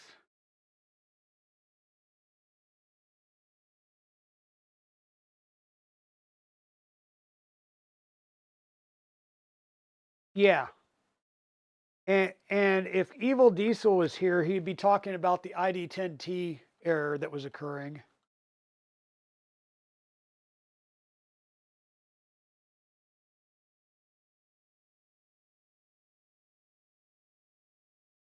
That one's in, that one's in, that one's in, that one's not going in because I sheared the standoff there. So those two will be used when I reprint the standoff. Okay, so we're back up and running. What is it that I need to do? Now that we have two functioning motors for the y-axis, we might, I don't know, want to go through and try and redo our input shaping for that motor, do you think? So we'll take this and spin it back around, and we're going to set our feet on our tape. Make sure not to set it on the cable there.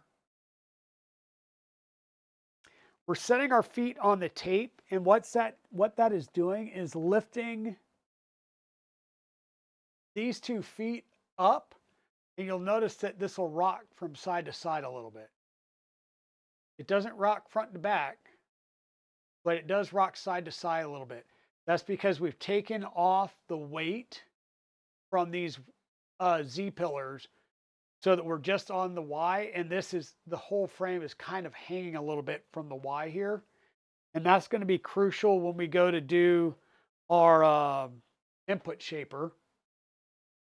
Let me put some things away, find out where I put my input shaping tool. We made progress. And the progress was that I'm an idiot, but that's good. See, all we needed was Free Heathen to come in, and boom, everything gets fixed. And hey, Cruising Girl, thank you for another 20 bits. Rip Father, thank you for the 6 bits. Let's see. Nice dryers you have there, sir. Yeah, I've got a few poly dryers sitting over there. I've actually got a bunch of poly boxes, and I've now got there's one dryer downstairs and another dryer upstairs. So I've got 2 dryers. I had to go get another dryer because, well, I've got filament all over the place. Are you?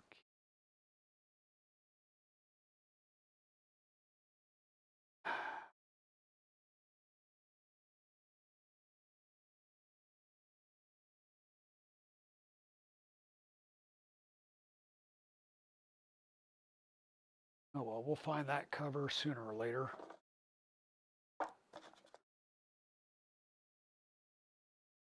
Oh, there it is.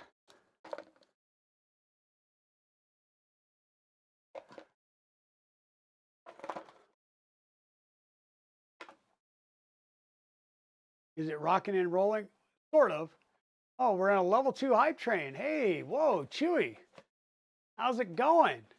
Thank you, Chewy, for the, let's see, what do we got? We got Chewy with 5 community gift subs out to Sean Doan, Da Vinci, Otter's Danger Den, Dr. Fiasco, and 3Dealer, Edler, I don't know.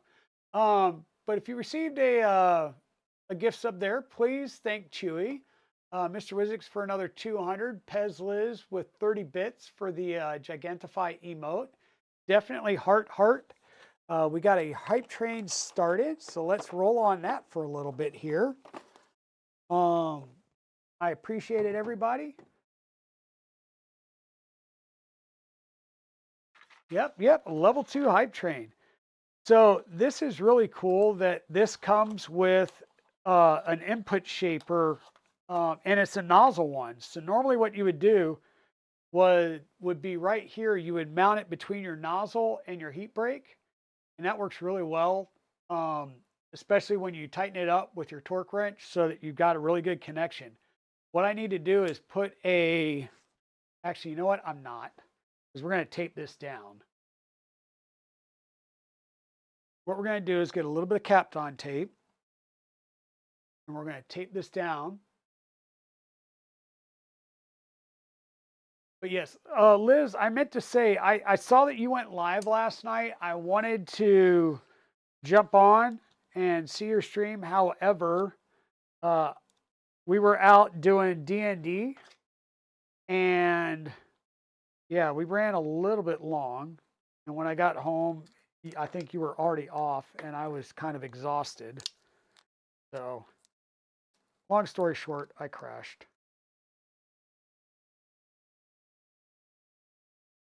But we're up and running again, so we will start catching your. Let's go. Love D&D. Yeah. So Evil Diesel, his little one, little goober, wanted her Uncle Luke to come and play with them. So I've been going, and now it's like a standing Friday night thing to go and play D&D. Kind of great because me and Evil Diesel were airmen together in the Air Force, and we've got a Navy guy, and the DM is an Army guy. So we get to talk about, talk shit about everybody. Okay. So what we decided to do is we're using some Kapton tape here to fasten this to our bed.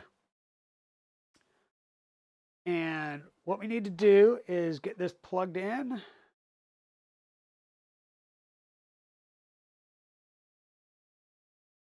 Like that. And we'll plug this into our electronics box. And because we're going to be running things, we want to make sure that our box is actually closed. So those fans are going to be blowing on our 5160s that we're going to be running hard. So there's a port in the side here that you can't see. So there is a port hole in the side here that I just ran that USB connection through. And we'll plug that directly in to our Raspberry Pi. Get these things out of the way, and we'll close this lid back down. Once again, so that we'll be able to get airflow onto our stepper drivers that we're going to start running a little bit hard here. And we've got power. We're going to go ahead and tape this down to our bed, but we don't want to do it just yet. Because before we can run things, one, we need to reactivate the scripts.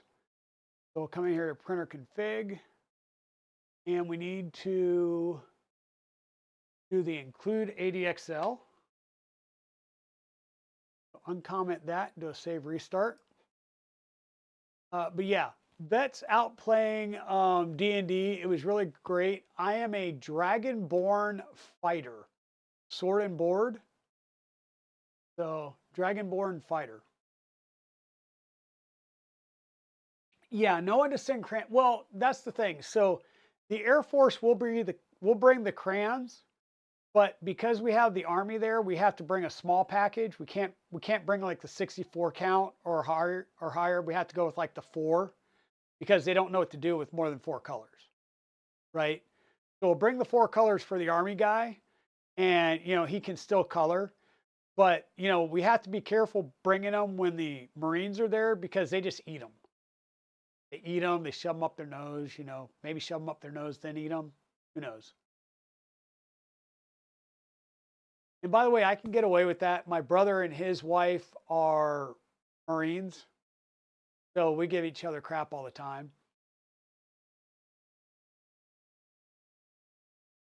I am a red Dragonborn, so I have fire. Yeah. And thank you everybody for, we got a, what is that, a 66% on a level 2 hype train. I appreciate that. That does help. I am going to get better at following those and trying to hype everybody up. But right now I'm kind of excited that we get to do this. So what I'm going to do is I'm going to home all. Doesn't really matter about doing a Z tilt, but maybe we will. Here, this is what we'll do. We'll do a QD home tilt. So this is going to do quick draw, home the printer, and do a Z-tilt adjust. So I will bring you over here like this, and you will, whoa, you'll see the process as it happens. Okay, we'll do an emergency stop. So apparently my directions are wrong between my Y motors. They work together really well. They just went in the wrong direction. So let's go fix that. Always something. So remove that one from Y1. So Y and Y1, we want to add that one. That should reverse the direction. And the sad thing is I knew that when I did stepper buzz. So before we do a home all again, I'm going to run stepper buzz with either one. And you should see this. Let's see, it goes positive and negative. So it should go away and then come towards us. Is that right? No. It should come towards us, then go away, because this is minimum, this is maximum. So a positive move for the bed is to come forward, then back.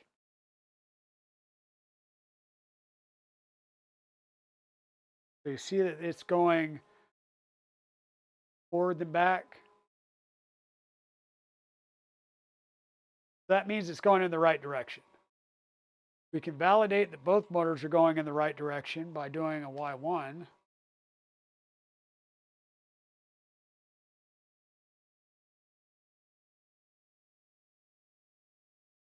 So our motors are going in the correct direction now. So when I do a QD home tilt, it should not like try and jam itself into the front. So QD home tilt, we'll go up, go over, we'll go back. We'll knock the filament off. That'll be critical that we go get that in a minute here.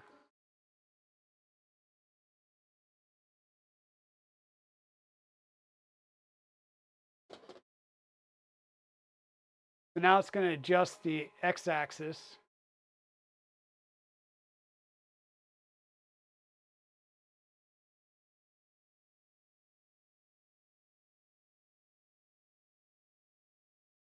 Now what I have to do is tell it to go dock to get rid of that quick probe.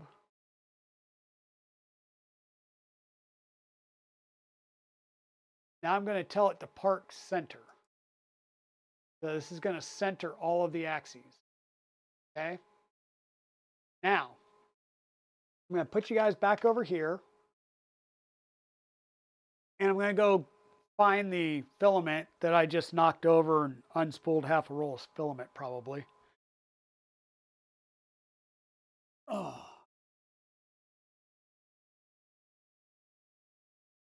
Actually, we didn't unspool that much.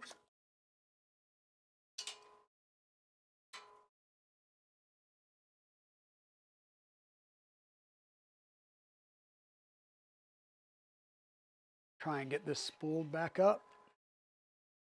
And I will move this over on this side of the bench for now until I go to move it around again. And by the way, this was the first benchy that we printed last stream with only one of the Y motors going. So I'm trying to get that hull there. So cooling is really good on this, right? We don't have any weird overhang. Our first layer is fantastic. We are printing directly onto carbon fiber, which is the first time ever doing this. Works amazing. You were late to the show. Well, we finished building the LH Stinger a couple of streams ago. We've been working on the config, and then we were trying to figure out why only one of our two Y motors were working. The front one was working, the rear one wasn't. And we'll cut to the chase. It was an ID10T error. We figured out all the mechanics and everything, and then we figured out that, you know, syntax matters. And when you don't either put a bang in the right spot, which is an exclamation point in your Clipper config, like, I don't know, you never send the command to the enable pin. So it was my own fault that the motor wasn't working. So now what we've got is we've got our printer homed, Z-tilt adjusted, and we've centered everything here. What we're going to do next is we're going to take our Kapton tape and we're going to tape down our sensor here, right? I want to make sure that this is a nice and good tight tape down job. And we're going to tape it down right in the center of the bed and try and keep it going right in line with the movement of the axes. Now, your mileage may vary here depending on your ADXL. You want to make sure that your ADXL is lined up in the right location. So if you're doing X, you want X arrow to be going in this direction. If you're doing Y, you want the arrow for Y on your board going in this direction. And Z is always going to be up off the face of the board. We're not having to worry about Z. So we're just going to do Y. And we've got a test scheme or a test set of macros down here. And it's really nice. It makes it really easy to set up your resonance testing. We undid the ADXL because this is an MCU in its own right, the ADXL sensor. So we had to do the include after we made sure it was connected so that it could talk to it. And we're not going to do the resonance test for X because we've already done that. We're going to do it for Y. And I'm going to go ahead and get this started. And it's going to pick straight up stuff from the macros. And you just saw that drop down. That scared the living bejesus out of me the first time it did that. Because I thought it was going to like Z negative China onto that sensor and kill the sensor. I am going to take this filament and just put it down off of the table because this table is going to shake pretty violently. Like you will see the screen start moving as the mouse gets vibrated on the table.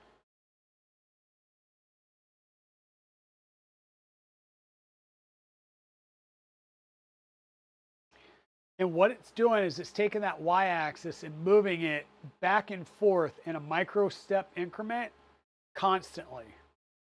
And as I said, you can see that the screen's moving. I'm going to move it up here so we can see what our hertz are. But you'll, yeah.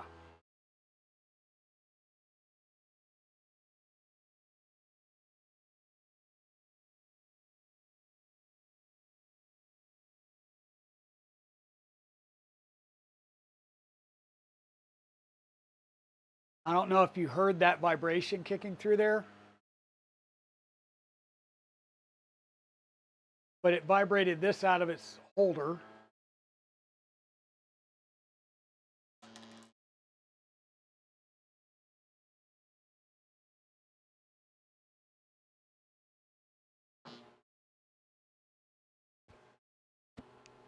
We're up in the 120 range, 126.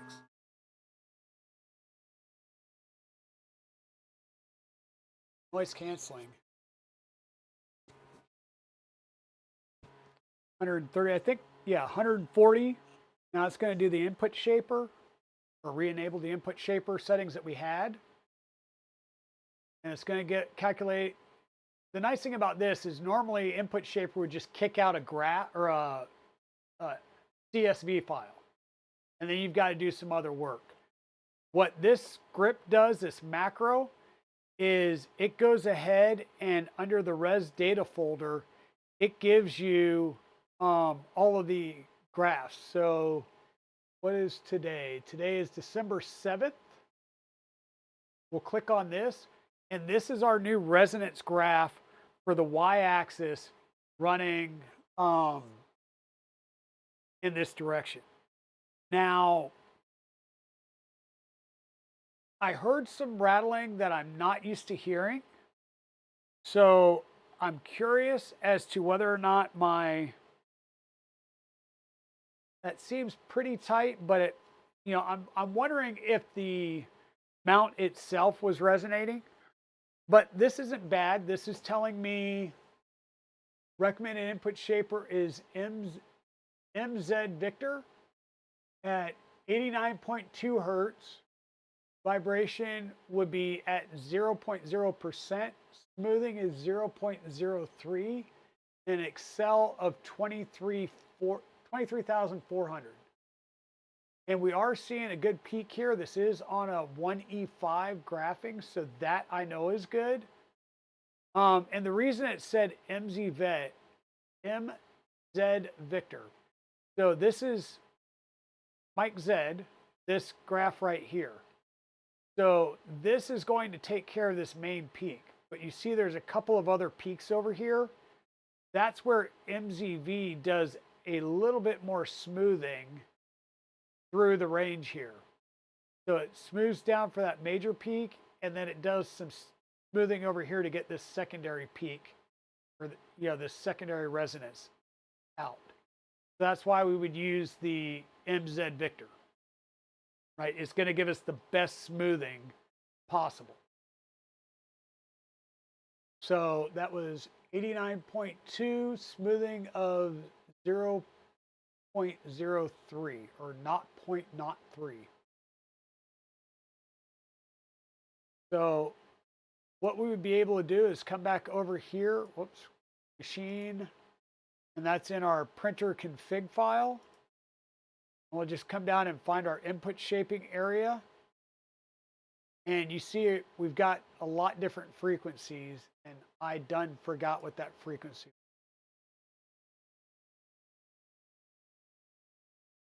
was. 89.2.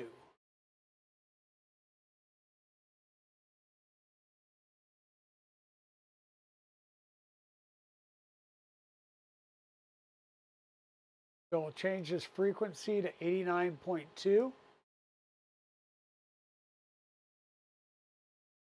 Still stay with MZV. And it was 0.03 smoothing. I might get a more detailed smoothing if I come back here to the console.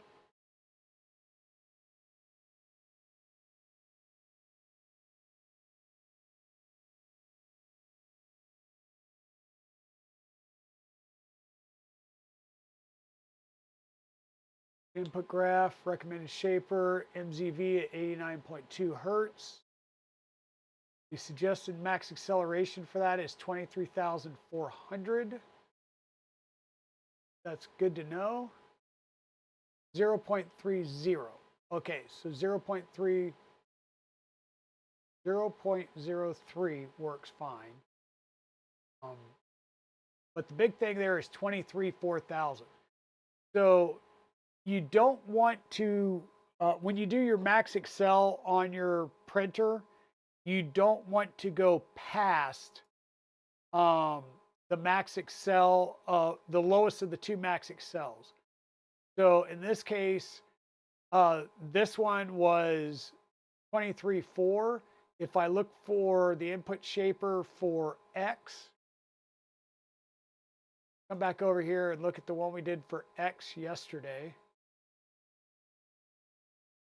Right? It said recommended shaper was Z Victor, and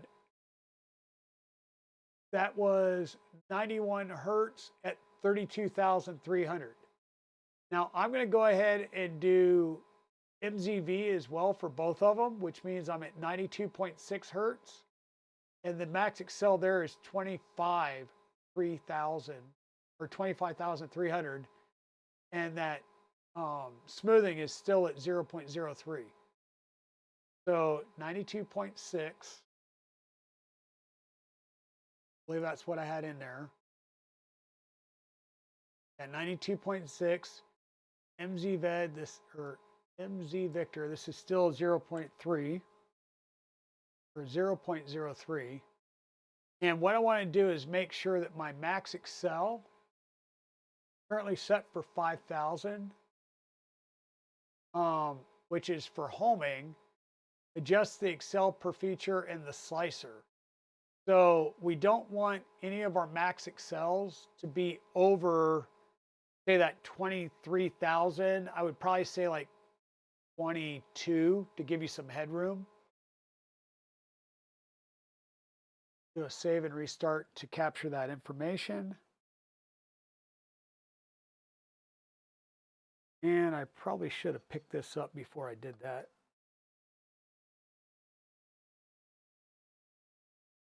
Move this out of the way.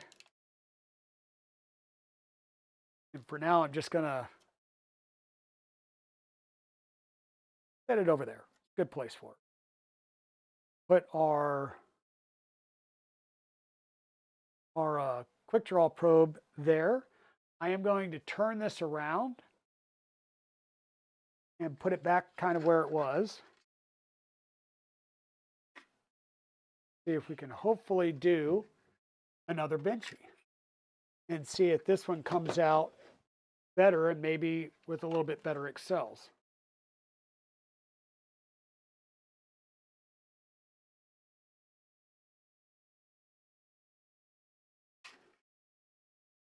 Now this filament that I've got loaded up, this is Polymaker Polysonic PLA. So it is their fast PLA, I guess.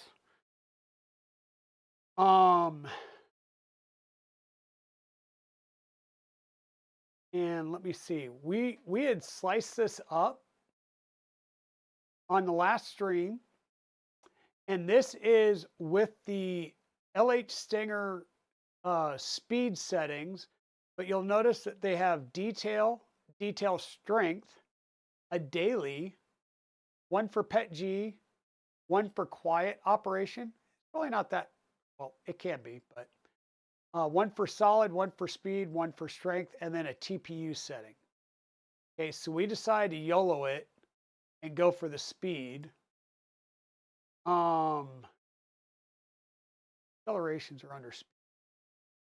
So 600 millimeters for, the max speed here. Normal printing, 30,000 Excel. So this is set a little bit faster than what our input shaping says it would give us the best print quality, right? The other thing to note is this is pretty small. So the chance of us hitting 600 millimeters a second is probably slim to none, right? But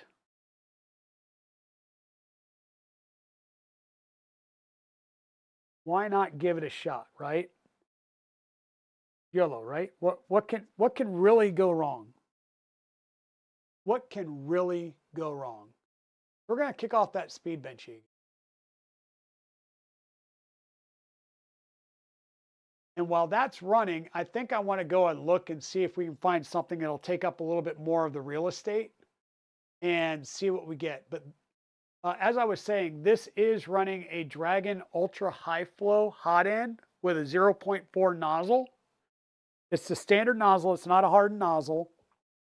I think I might have a hardened 0.4 nozzle. I know I've got a 0.6 and a 0.5.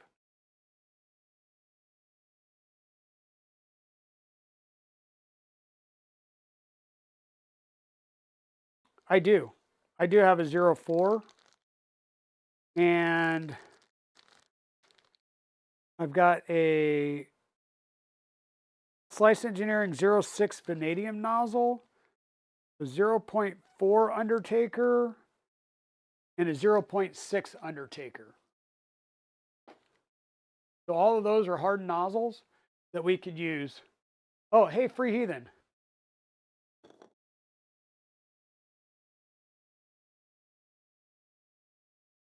This is something your boy made. and by your boy, not me.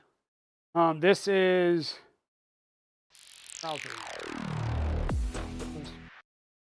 This is going to be a snowman, and it's wearing a gi. So Evil Diesel's wife asked for several of these. And so this is the standard black gi. He's going to print the arms and the face features separately and just gloop them on. And then they're going to do the belts with ribbons rather than paint them in. That way, as they grow in their martial arts skill, they can just swap out the belts separately. So yeah, he made these and asked me if I could print them out real fast. So I'll have to get a picture of when they're fully done just to show that off. And then I had also printed some of these, and I realized this is filament 1 filament, which is a nice gray, by the way. I can't find any more. So I'm not sure if I'll be able to color match this. This is a K2 Kevin. This is the 3x5 drawer desk organizer. And I'm going to do the drawer in like a lighter gray or a different color. But I'm going to have to get some more dark gray. So if you have any suggestions for a dark gray PLA, I would appreciate it. I'm going to do the XL ones, which are the 4 deep by 6. So one more row in the front and one more row on the side. And I'm going to do a couple of those as well. And we are starting to print.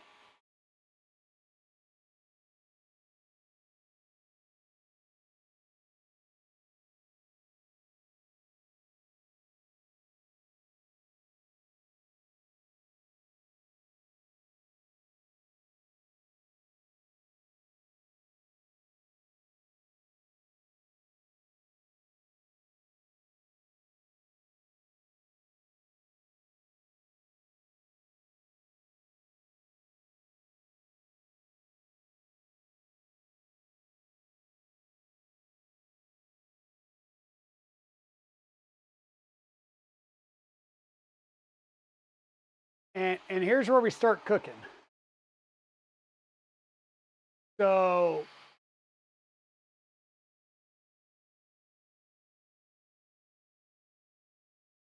flow rate 3.4. So flow rate's not going to be very high at this. We can probably do a flow rate test. But you will see that it can get up and move. So Free Heathen, this is running dual 5015 standard part cooling fans and 9733 blowers in the back for additional skirt cooling underneath.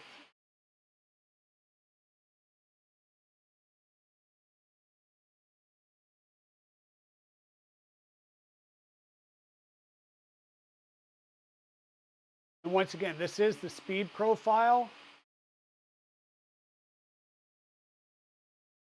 And what I'll do is calibration test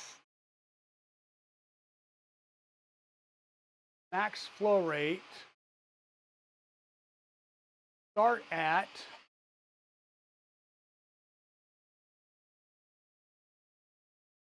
15, go to 30.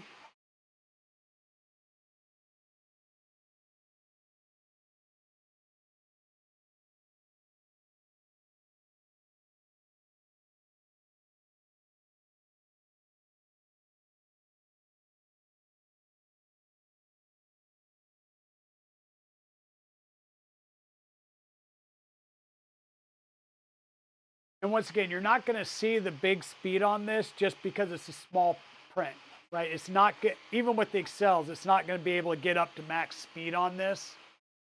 So flow rate's going to be pretty low for the most part because it's a benchy, right?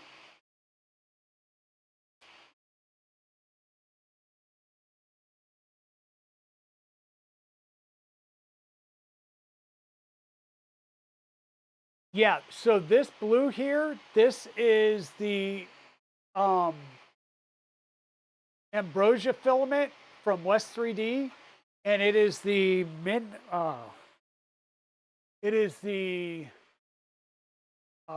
galactic midnight meteorite, and then this color is cookie cad ABS dark magic is the color around the fan shrouds, and this this piece right here, this is the dark magic, and then this is the midnight meteorite.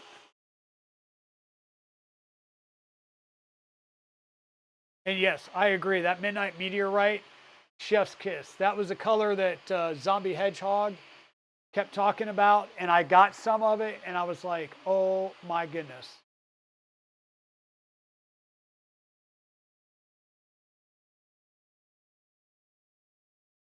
So this benchy takes about 40 minutes to print.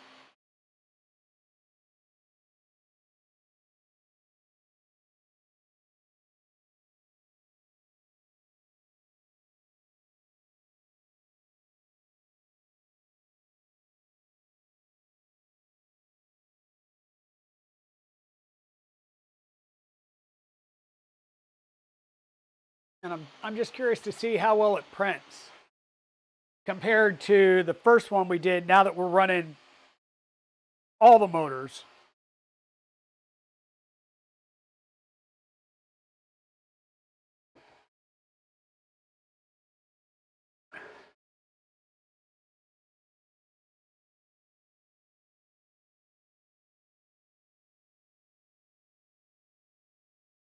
All right, I'm stepping just off screen here because I'm going to eat one of my Munchkin donuts Mrs. Dragon brought me.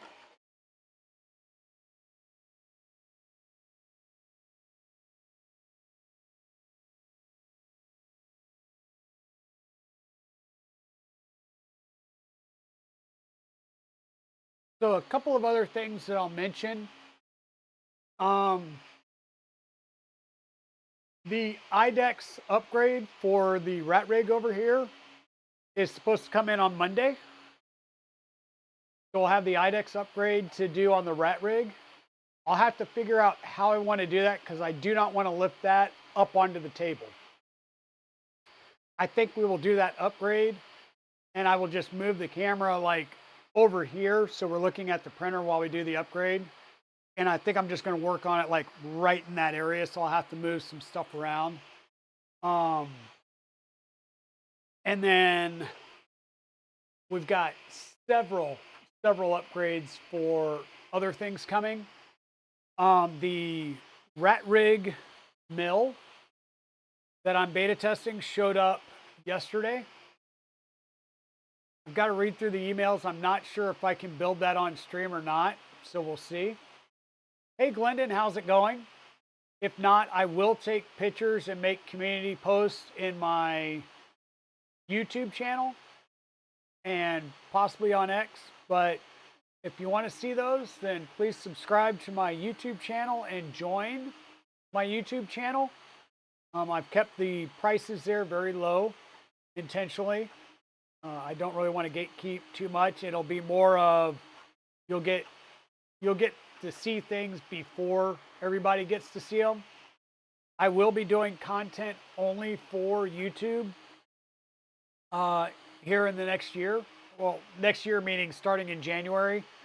As I get my act together through the rest of December, there will be YouTube only content, and it will probably still be a streaming format, though there may be some short form videos out there, because I need to do some things on the Milo mill as well. So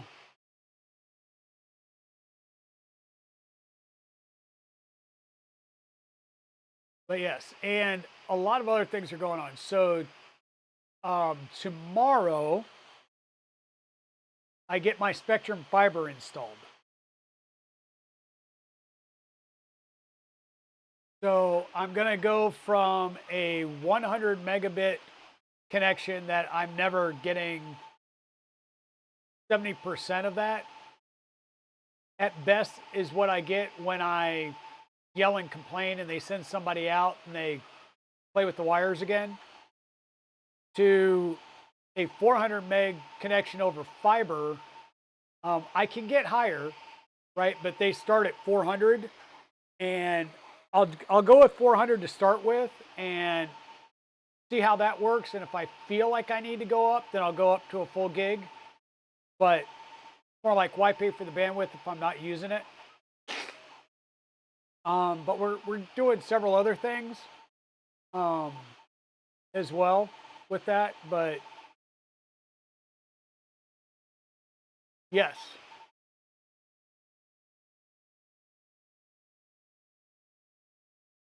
and I'll say it's a business account, which means I can call them 24/7 for issues.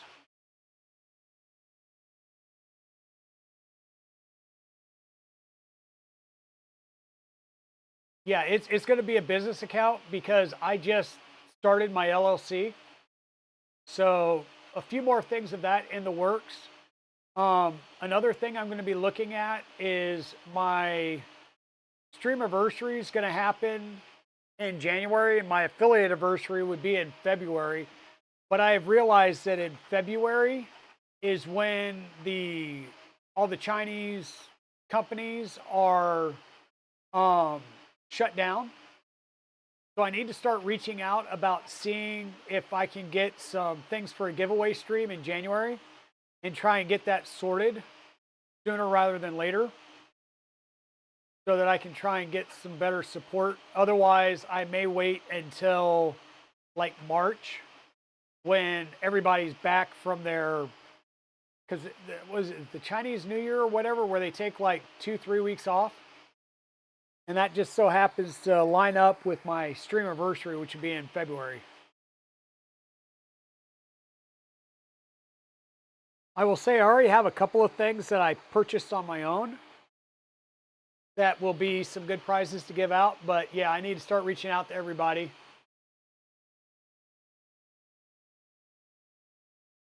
Okay, free heathen. Take it easy.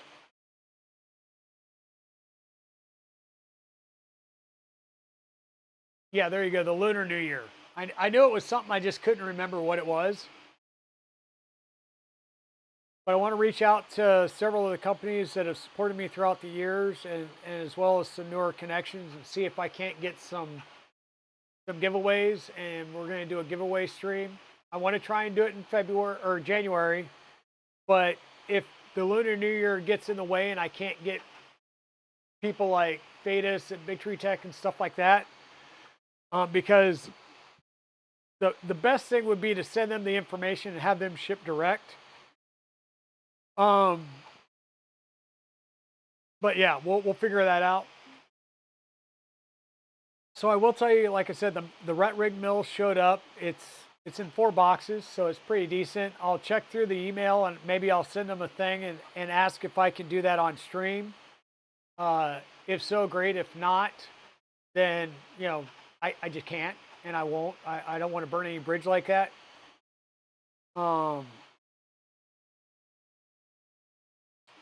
But yeah, we're doing pretty good. We've got a few things that we're going to do on the channel. I think the bamboo upgrades are going to be done over on the YouTube channel. And like I said, they'll be released. You'll get at least a 24 or 48 hour advance before it goes public if you're a member over on my YouTube channel. So you'll get to see things in advance.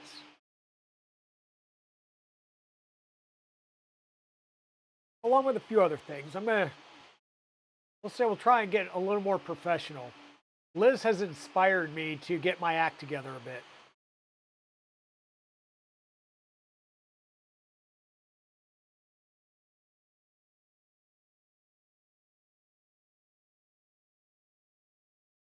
But I love how like twitchy and fidgety this thing looks like when it's printing. Even though it's doing a benchy, and this is by no means a full out tilt speed benchy. This is their when I say there, this is the base profile, but this is their speed profile, right?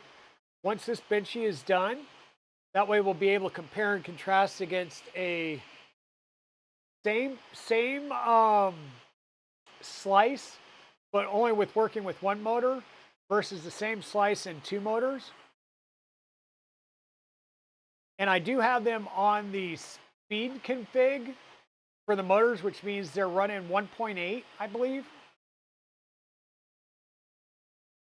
So you've got two different settings in here for your steppers. The standard stepper would be 1.72 run current for the X and Y. We're currently running in stepper fast, which is 1.9 run current on your motors, on your X and Y, on your 48 volt. So these, I probably am wanting to put at least the passive pieces on them, the passive coolers, and possibly even some fans. I'd have to figure out the best way to do that.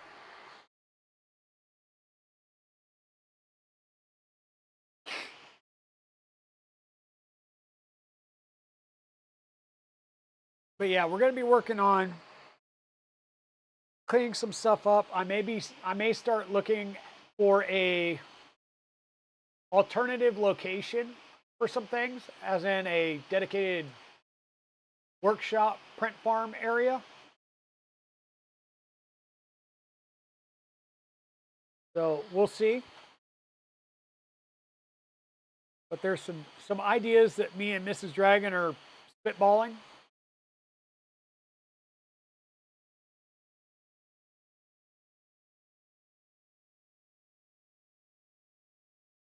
And I will say that the speed that we are doing this at, and the fact that we are running a Sherpa Mini on 24 volt, and this Moon's motor is pretty much ice cold. Now we're only pushing, I'm seeing a spike around 10 on the flow.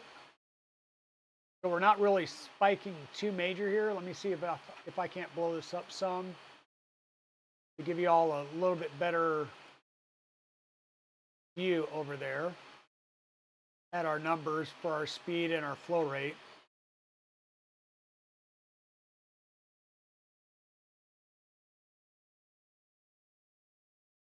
But as soon as this is done, I do have a max flow test, which will be like the big U-shaped racetrack pattern. And we should be able to see quicker speeds doing that, because we're going to be trying to push flow rates.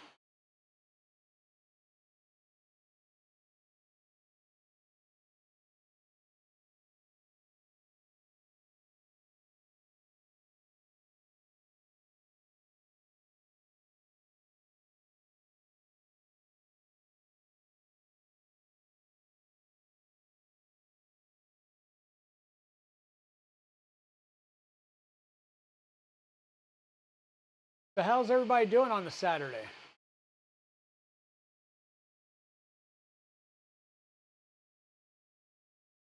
Everybody starting to get ready for the holidays and getting their holiday shopping done, or who all's done with all their holiday shopping?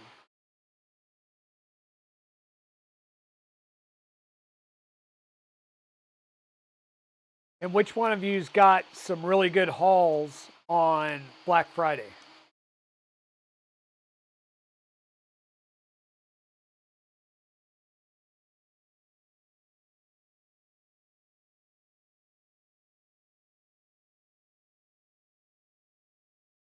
I know I picked up a full tube setup, so I've got two of them now. One of them's going to go on the Trident 350 that we're going to put the all metal CNC all wheel drive 9 millimeter belt conversion on from Cybor. It's also going to come with a cartographer, which is good because we're going to be putting a tube on it on a takeoff tool head. And then I picked up the second tube, and that's going to go on the Annex Engineering K3 over here that's currently rocking a Rapido 2. That's going to get swapped out with a tube, thanks to Poity, who gave me the mounting plates for it. You got all but one gift? Good. My gifting is pretty easy because, you know, we'll send a few things to the boys, but as far as like my brother and my parents, we got everything that we need. You know, we really don't need anything. So we really don't, for us, the gift for Christmas is being together, right? And just being around each other and spending time. Oh, that's not good, Mr. Wizix. Yeah, I've actually got like 2 or 3 that are sitting over here that are like bench stock in case I have an issue with one. Yeah, that's the biggest thing for us is family time. I mean, me and my brother, we're we've been in the game for a while as far as cybersecurity, so we really don't need much. If we need something or want something, we just go get it, right? So, so I will show you this. Like we've got the extruder's at 230, the heated bed is at 60 down here, and then we keep getting these numbers bouncing all over the place, right? I'm not sure why. I do know that there is an issue with thermistor readings. Um, I've I've got the A ground jumper in. I may take that off of the breakout board to see if this, whatever this, these jagged lines are, go away. I don't know why they're there. I don't know what they represent either. I don't know if that's like the PWM percentage being shown there.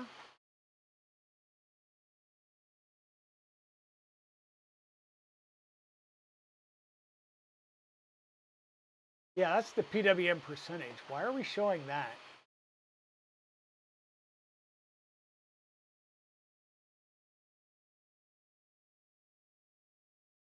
I've never seen that before, and that's a I installed the default mainsail here, so I've never seen that before. That's why I'm like, I don't know what that is and why it's doing it. Um, I don't know how to get rid of it either.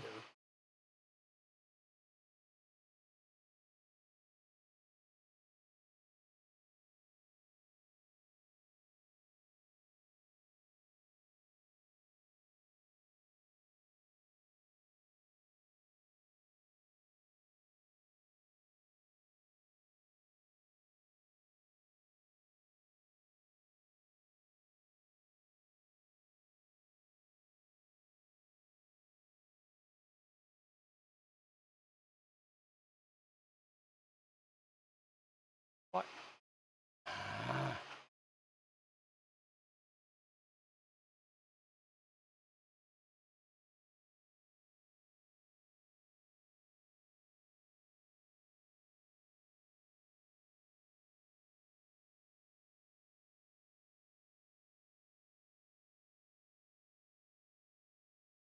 And sorry, this is just a me thing. I normally put all my macros over on the right-hand side.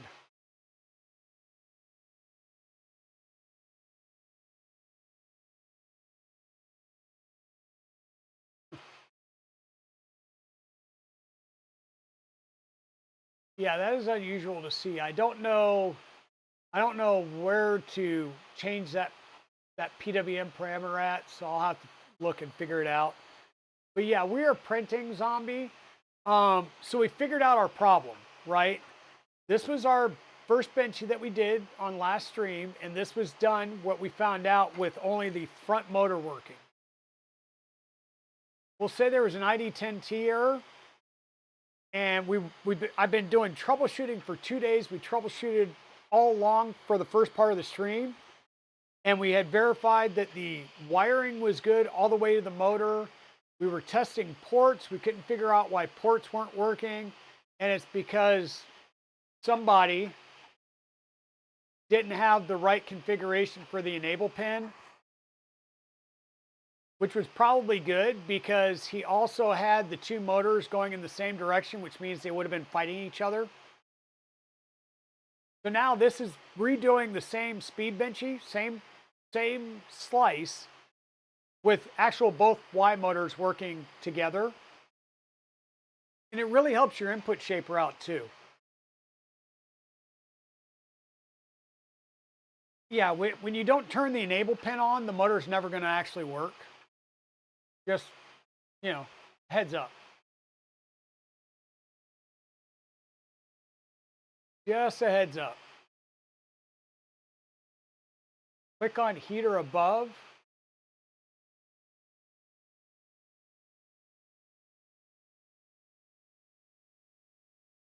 Not preset, should be in here. Oh.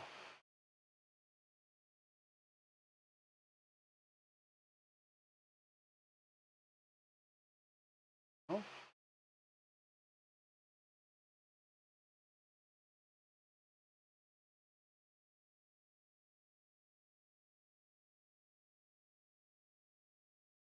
Ah, show power in chart.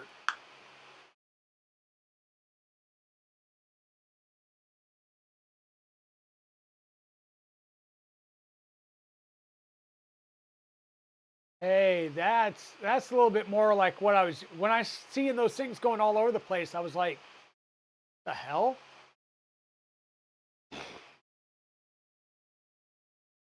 Thanks, Mr. Wizix.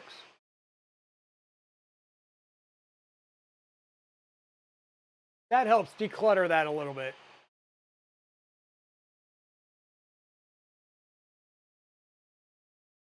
Yeah, and I really do like, I mean, even with just using one of the two Y motors, this came out gorgeous.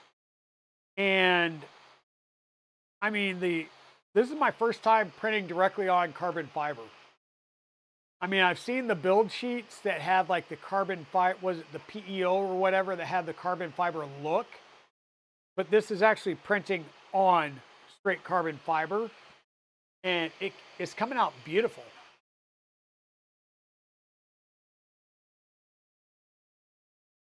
You have returned. Thank you for the warning there for Heathen.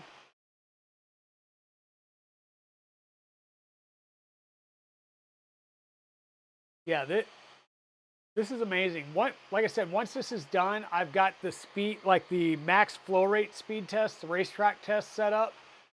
So I'll get that going to see if we can't get some visual speed out of this. You're always watching. That's scary. That is scary.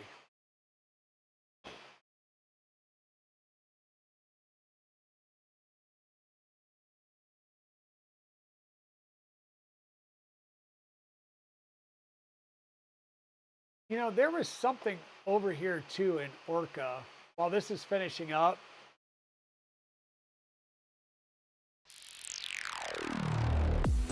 So this is the latest version of Orca, I believe. This is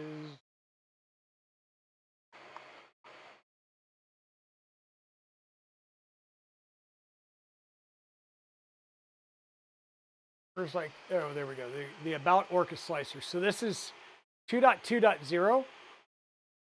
In Zombie, you may know, but under the calibration, which it won't let me do with this there, under calibration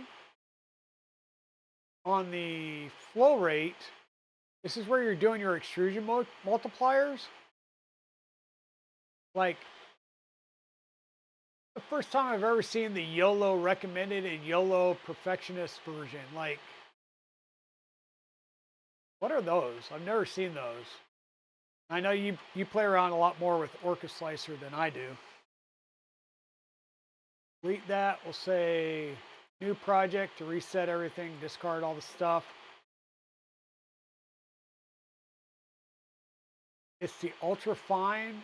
Yeah, it's the max flow rate YOLO. Okay, so it's just doing an ultra fine style test.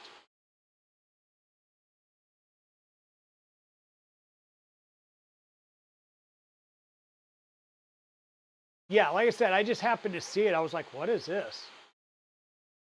New project, no, discard. Yeah, so what I did was basically just come down here to the max flow rate and did a, doing a max flow rate test. A VFA test, eh?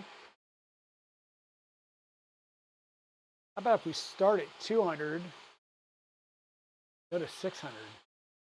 Will it do that?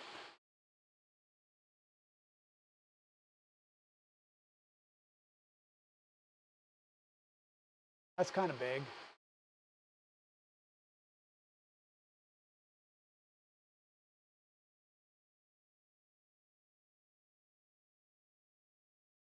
Try that again. BFA test, let's do 300 to 600. Separate 5 millimeters. Dang, we're still way too big.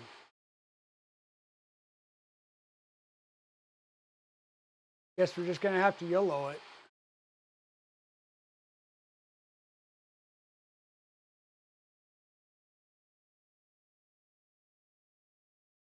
I mean, it says it can go fast, right?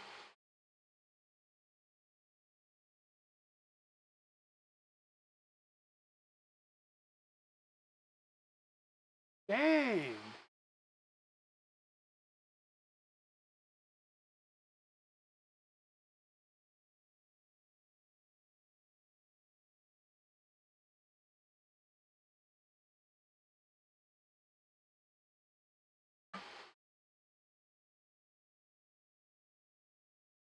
There we go. Get what our VFEs are if we're going like crazy fast. How are you doing today, Royal Nomi? You obviously love owls. No. Means you only live once. Break your machine. Good.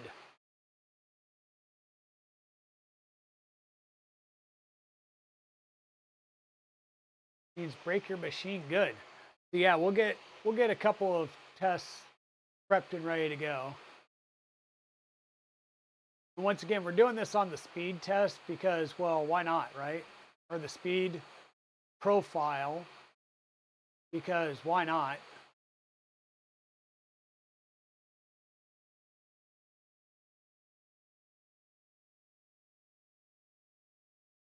Why not? We're going to basically play, you know, a Hector and see if we can make it freak out.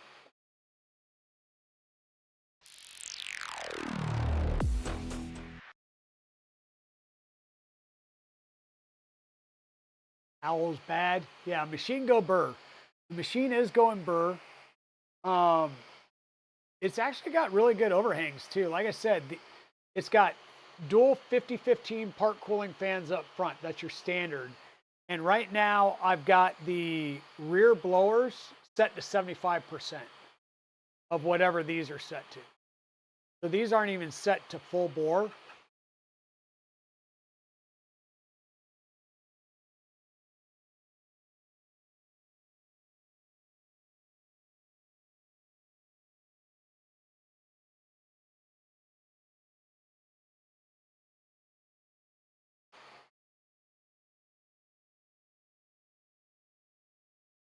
Sir, what do you think of that not linear polar printer? And I'm so amazed how close it is to my design. Um, the not linear polar printer.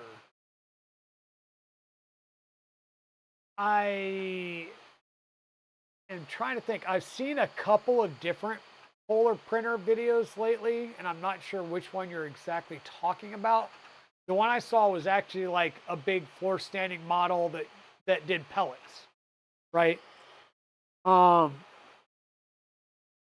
but honestly, I think it's going to be great technology, and the thing that's going to keep stuff like that from mainstream, even the tilt head with a rotary bed, um, like I said before, the biggest limitation to things like that, they are like one-off demo machines right now because there's no slicers available for them, right? There's no standard commercial commodity slicers, consumer level slicers, right? So I think those right now are very niche. They're very show driven to show the capabilities, but they're having to run like a lot of post processing scripts and stuff like that after they do the standard slice. They have to run a bunch of post processing scripts to get the other tilt and rotation going. Um, Once they can break that and get it to the next step, I think that's going to be good. Like, there's nothing that stops them from forking or not bamboo, but forking Flick 3R or Prusa Slicer or Super Slicer or Orca Slicer and adding those features. Other than as soon as they do it, then everybody else is going to have at it. But I don't think that those machines are going to be making it to the commodity market, right? Positron's cool. Positron's neat. There's a lot of positrons being sold. You're not going to see positrons in print farms, right? The Polar printer's got a niche use case that's going to be good. It's not going to be good for everybody, right? This is a great printer. I have no use case for this printer. I've got plenty of printers behind me that do the same thing. I've got a Prusa Mark IV that's a bed flinger. I've got other bed flingers that I have around here. I don't have a use case that says go build an LH Stinger, other than it's cool. Exactly. So those Polar printers are great, but they're going to still remain in the industrial space. It may be viable in a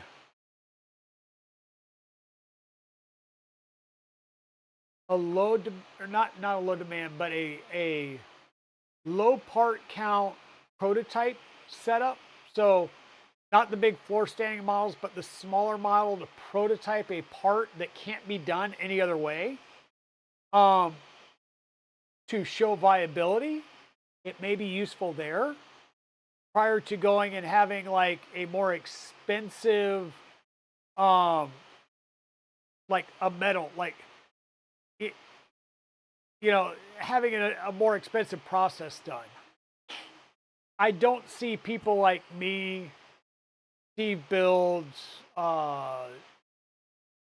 CNC Kitchen, any of us content creators and stuff, really building one. And then Nero, Nero would.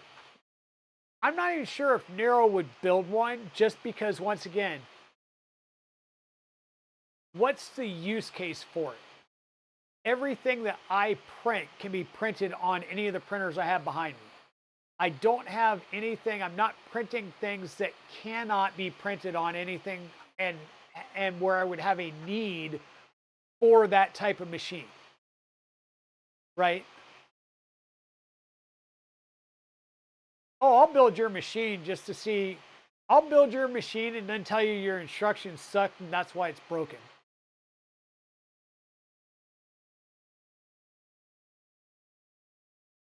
Just because I love you, man. I love you. Hey, Aaron F. Geared, how's it going? So, believe it or not, it doesn't look like it, but we are printing a speedier benchy. This is, right now, we just ticked over 40 minutes from hitting go to starting.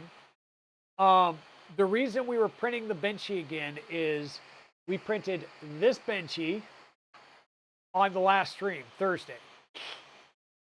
This benchy, when we printed it, right at the end, we realized this motor was super hot. This motor in the back was super cold. Now they're both super hot because we're running them at 1.9 amps current. But this motor was basically doing all the work, and it was double tension, or I won't say double tension, but it's a 9mm belt that's heavily tensioned because it's meant to be driving both motors. Apparently, somebody not only had the direction marked wrong on this back motor, which means they would have been pulling against each other, but luckily I didn't have the enable pin set right, so the motor wasn't even activated. That's probably why I didn't self-destruct the thing. So now, 2 days of troubleshooting, and I figured out that it's, somebody's software config that wasn't actually matching the software config that they downloaded. So somehow somebody completely foobarred their config for 1 out of 5 motors. Yeah, I don't know how that happened. I'll chalk it up with too many things going through my mind at the same time. Yeah, PEBCAC, ID10T, problem exists between keyboard and chair. Yep, chair to keyboard interface malfunction. So, yeah. And the good thing is we spent 2 days and we documented how to go through and test everything to determine, like, I was seriously thinking that there was a bad port on this board, on the spider board. And then I realized it would have had to have been the motor 2, the motor 3, and the motor 7 slot. Because I couldn't get it to work on any of those 3 slots. And I'm like, it's really weird for half the motor slots to not function. And that's where we started going back, and I was like, okay, let me go back and check between the stock LH Stinger config, and which I think uses an octopus board, and the FISEC kit config. And that's where I noticed that both of the inconsistencies were this fellow. So just don't do it on a 3 horsepower, 3-phase motor with a gearbox. Yeah. Yeah, I would think that would actually shred some parts.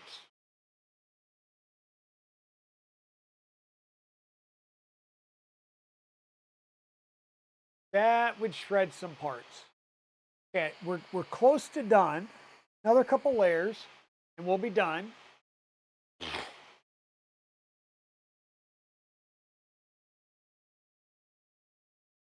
And then we'll let the bed cool down just a little bit so we can take the part off. I may go ahead and wipe down the bed because I just realized I've been putting fingers and stuff all over it. So I'll wipe down the bed with some alcohol, and then we will run the max flow test and see what we can get going. See if we can't make this thing shake the table.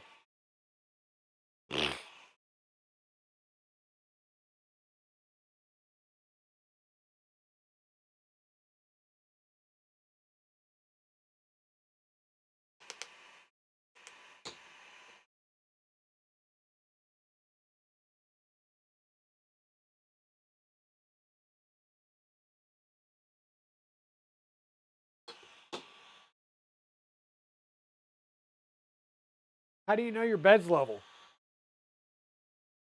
Pour alcohol on it, and if it doesn't roll off to one side, it's pretty stable. Moving a little bit, but not much.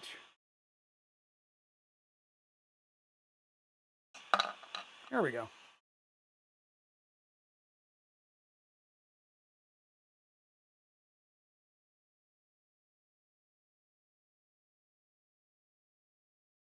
So, once again, we've got boat. Our cooling is really good because we don't have any gnarliness at this front crescent point here. We might get a little bit of stringing, and that's not really stringing, that's fine hairs. This filament has been sitting out for months. There's our bottom, and this is why I wanted to wipe it down, is I don't know if you can see, if I can get the angle right. Come on now.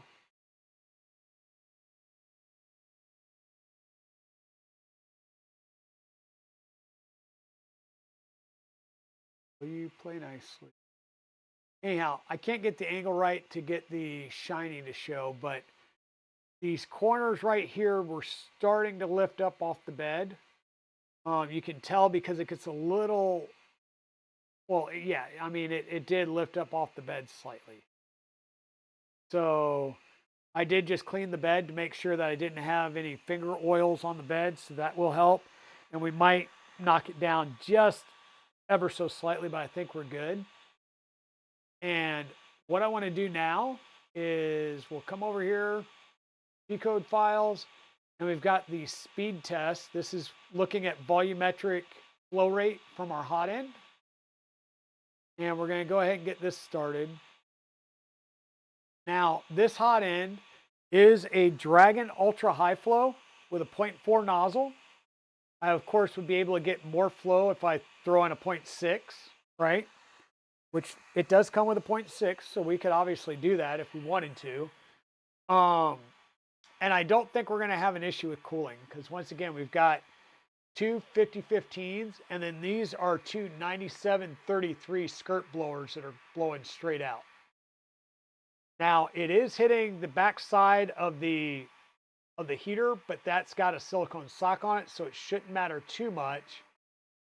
I do have a diverter, and how this would work is it's going to get mounted like this right behind the tool head.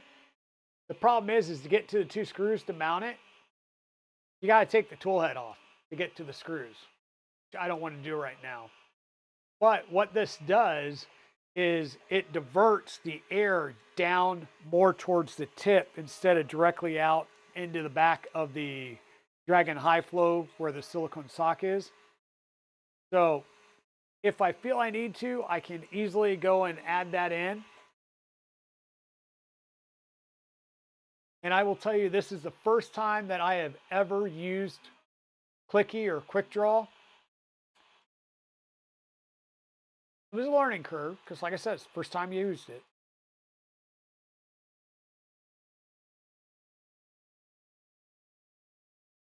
And the learning curve was really figuring out where to mount it so that it could pick it up and not hit anything else in the process. And once you get that figured out, it becomes easier. And it seems pretty reliable.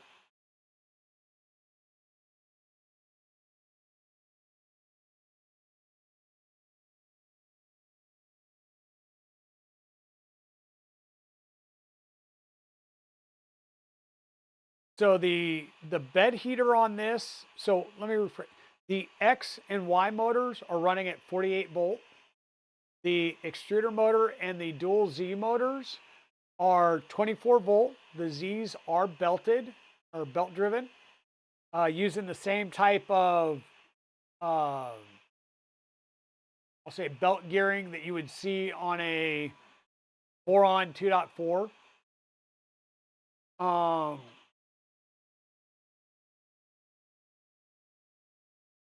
This is so. The bed is a 24 volt polyimide heater. So very similar to what you get with the LDO beds for the V0. So it's a polyimide heater that's directly adhered to the back of the carbon fiber plate. The carriage is two pieces of 3mm carbon fiber that you epoxy together. And that becomes the carriage. You'll do a standoff between the carriage and the bed. And so that's going to do the electrical disconnect and make sure that you're not hitting that polyimide heater and scratching it up. And yeah, it works out pretty well. I'm going to switch the view here because I want you to be able to focus on the speed and the flow numbers up here a little bit easier. And you'll still be able to see this going. The bed itself is pretty easy to level. I mean, our height map, the range is 0.071 between the high and the low spot of what it measured. We do get some fall offs on the edge, but I think that is just because it's probing outside of the screw holes, so it can kind of bend it a little bit. Even doing the clicky probe. So that would be why you don't use tap on a switch wire, right? It's because it flexes some. Yeah, it's pretty good flat. That is true. Pretty good flat. I will say that the flattest surface I have had that I printed on was actually the black box. And that uses the Mandala Roseworks bag bed on kinematic mounts. That is chef's kiss, and it does use I'll say a hard mounted end stop that's constantly mounted to the bottom of the gantry, and you have 1 millimeter between the end stop depressing and the gantry hitting, and it's perfect.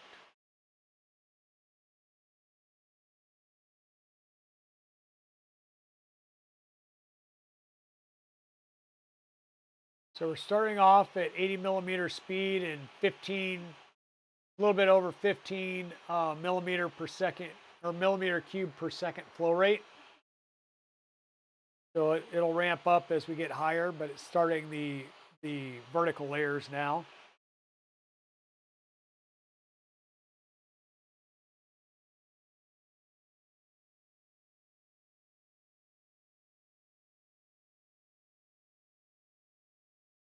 And once again, this isn't testing the speed of the kinematics. This is testing your maximum flow rate. So how quickly you can properly and consistently melt plastic.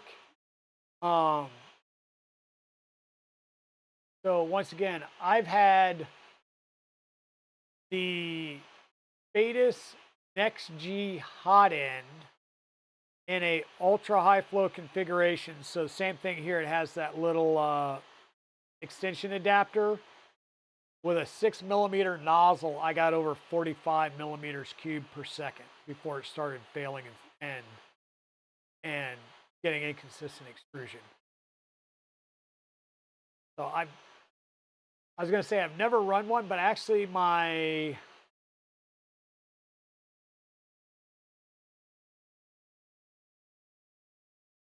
Bugaboo has a Dragon ultra high flow, but I think it's a knockoff. I don't think it's an actual Fortuitus Dragon. I think it's a knockoff of the Dragon ultra high flow from like Triangle Labs or whatever. So yeah.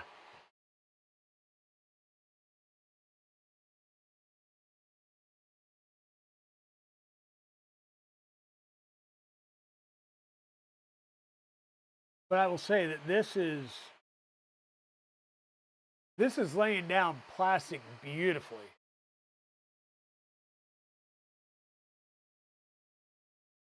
I mean, these two benchies, other than I would be able to tell which is which just by the areas that peeled up.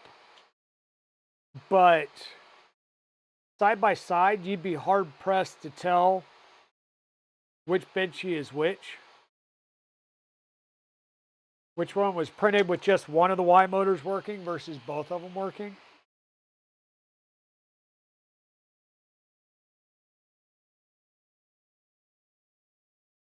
So I call that a good success. And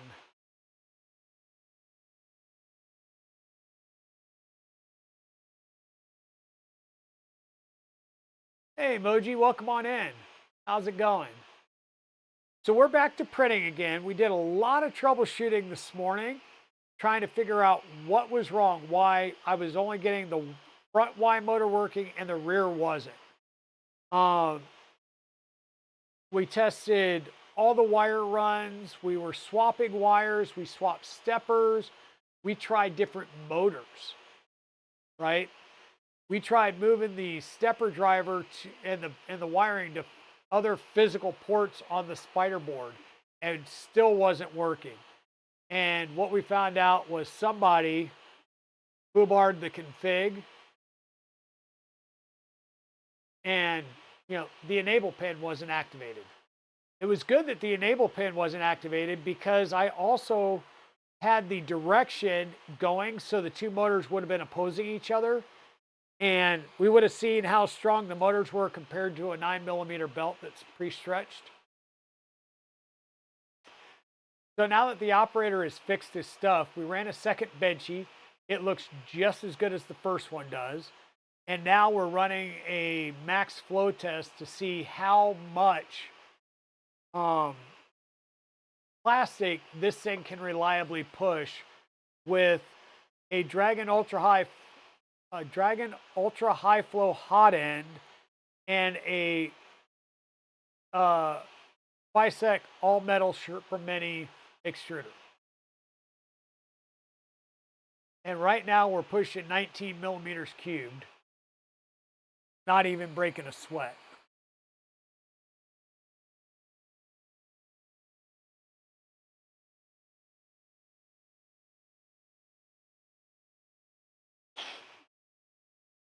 So of course I think we're going to get well upwards of 20, but right now this is cruising along at 100mm/second speed. And the speed's going to be limited because it's trying to do a max flow rate. So it won't go past the speed needed to hit that flow rate. And once again, if I was running this with a 0.6 nozzle, I'd be able to go even higher, but this is with a 0.4.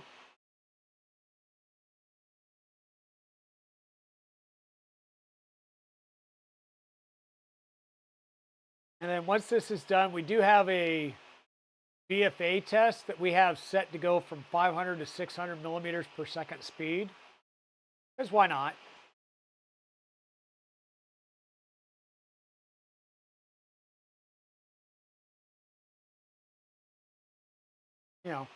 This is supposed to be a fast machine, so we'll see what we can push it to and see what we get.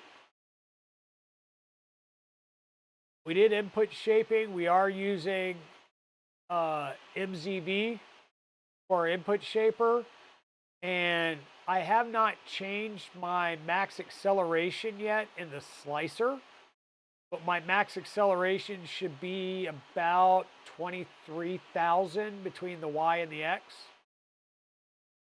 I definitely can go faster. I'm just trying to leave a little bit of headroom to keep the VFAs and things down. Print artifacts, I should just say, not VFAs, but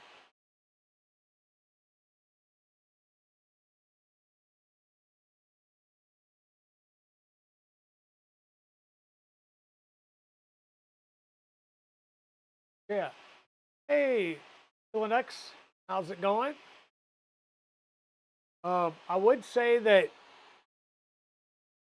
I was in the window for my internet install because they initially said Saturday. They asked me if I would prefer Saturday or Sunday. I said Sunday. Then they sent me a note for Saturday. And then they sent me another note this morning saying they're going to do it Sunday. But I'm going to get my fiber internet installed. Yay. Go team. So that will be very nice. I'm just making sure that nothing got changed.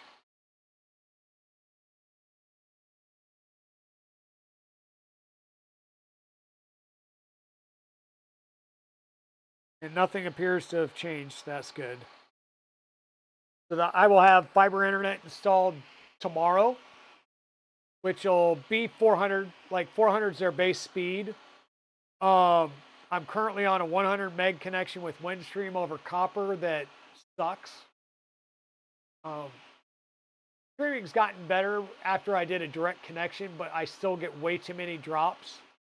And we'll just say dirty line where my speed gets dropped in half because one side of it doesn't sync up. I've had times where the line's so bad I don't even pull an IP address. Right? So, yeah. We're at 22.5 right now. As far as the 22.5 millimeters cubed per second on the flow rate. So I'll start keeping an eye, with a little bit better of an eye. It seems to still be laying down beautifully. And once again, this is the Polymaker Polysonic PLA. So this is made for high-speed printing.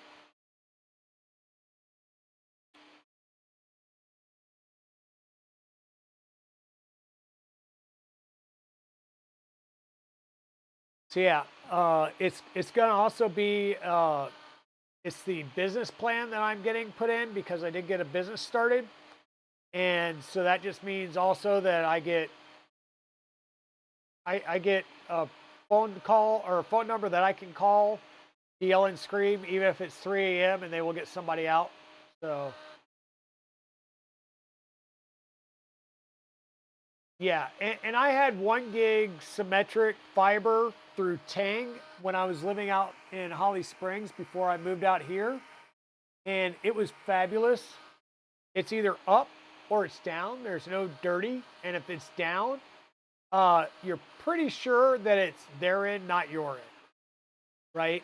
As long as you have power, I mean, it's like either the connection's broken or it's not, and it's not going to break, unless somebody messes with it.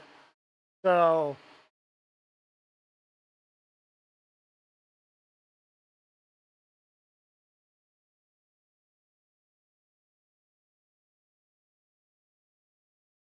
all right, we're still looking good. We're at 24.5.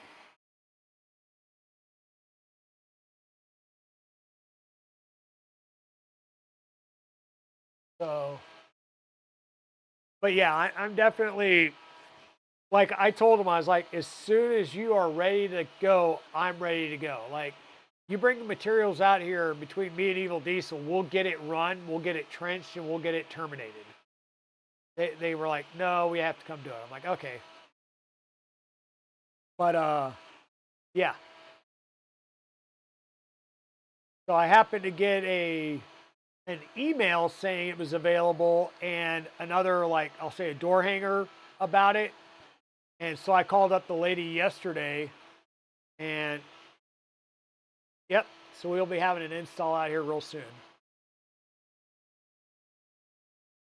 I don't know if anybody else in the neighborhood has gotten their set up yet, but I'm going to be happy to have it because even going up to 400 meg, and I can go higher if I need to. If I feel like I'm saturating it, then I will. But if I'm not saturating it, why pay for the extra speed if I'm not using it? You know.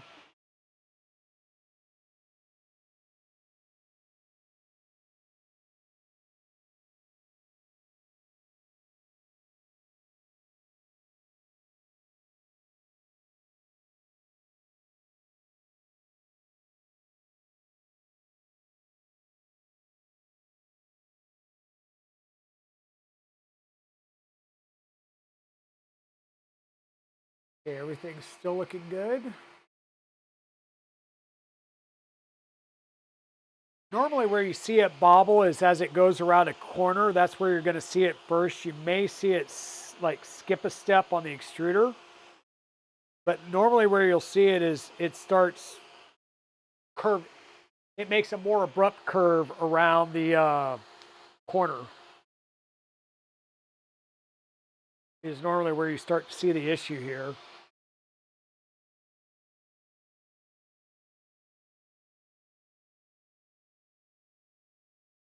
And what I want to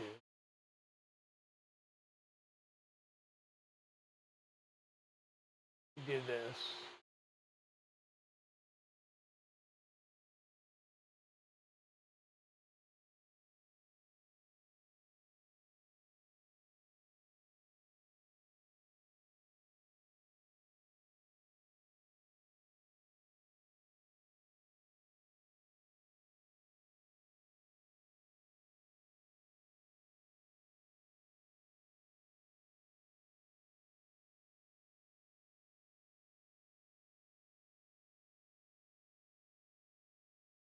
So where's the actual? Huh.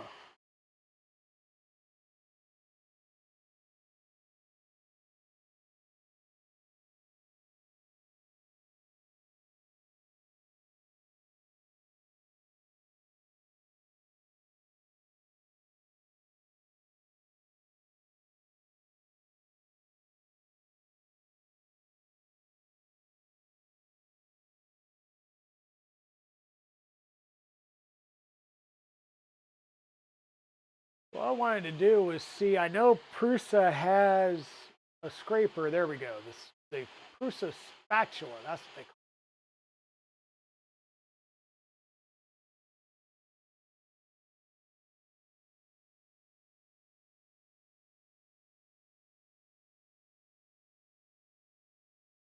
it. Ain't sure if that's the one.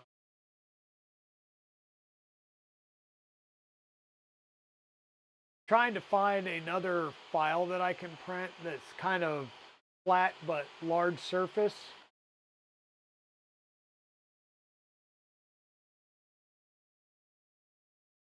Just so we can get a better look at some.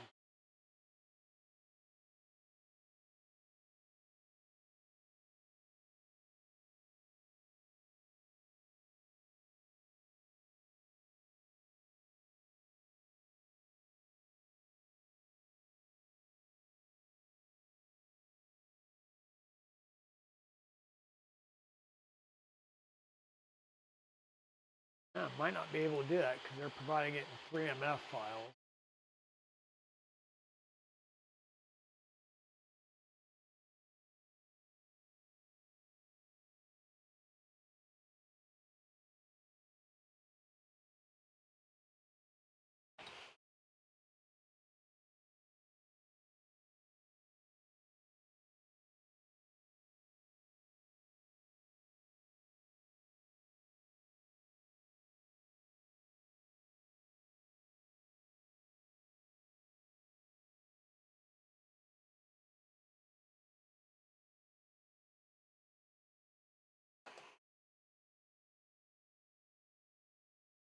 Okay, well, we just went full up and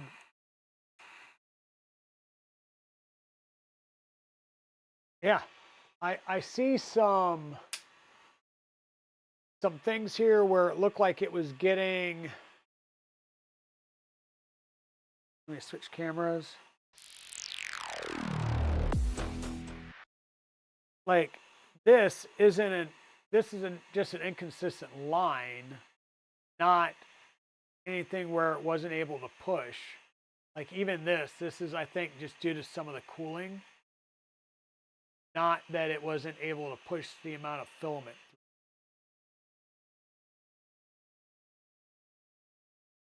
So yeah, I don't think we're gonna have an issue with flow rate here.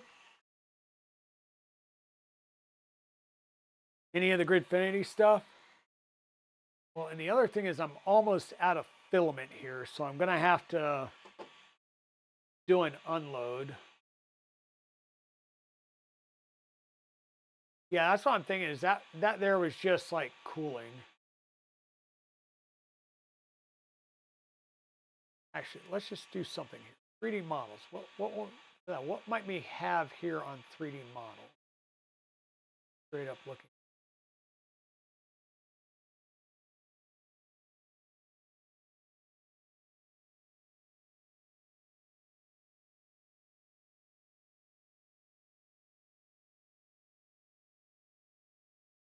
Eh, let's look at things.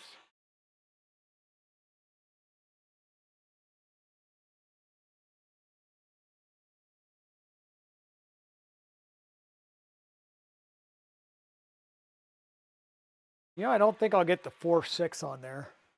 I don't even think I'll get a 3.5 on there. That'll be iffy. We can get a 3.5 on there. Like a 3.5, we wouldn't be able to do the Gridfinity. We wouldn't be able to do this one on there. That's what I'm trying. Oh, is it printing vertically? I don't know if I have the vertical height to do that either.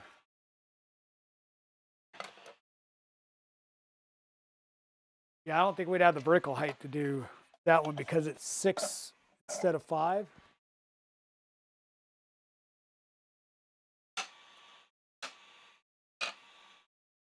You guys see how easy that was to pick that off?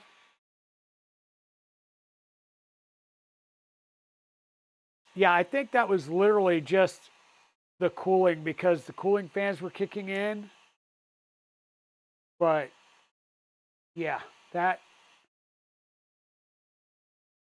I think I set that up to go to 40. Needless to say, I think we're good on flow rate.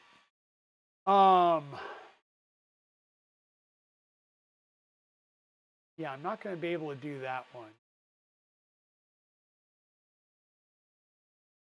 I mean, I will do that one, but I won't be able to do that one right.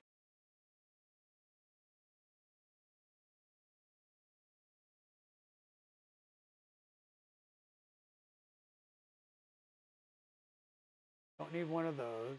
Ooh, a hex pen.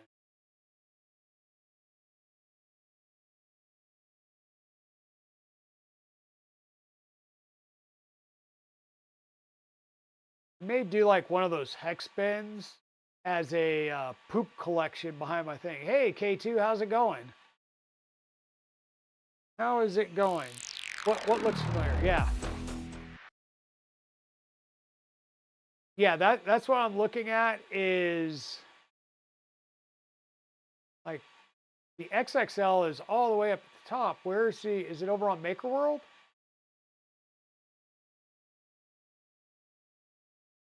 I gotta go get all those files over on Maker World? The hell?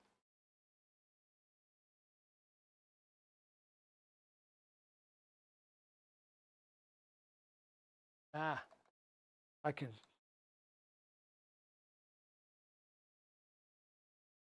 Maker World.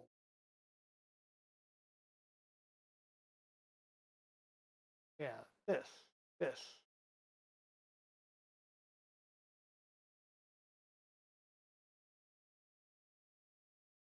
Things is just 1 week and buy.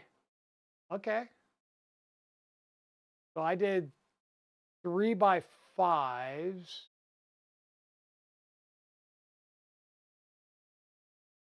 Grab that, download.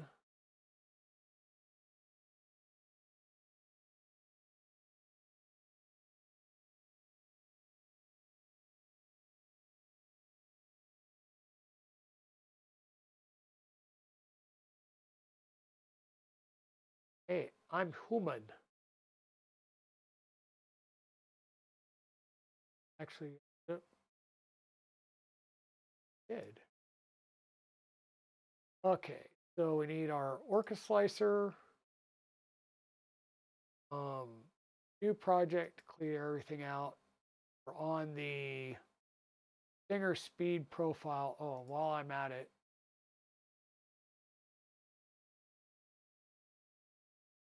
um, I'm gonna have to switch filament because this spool's out. So let me get that started while we do this. We bring this in. Loads. Loads. Download.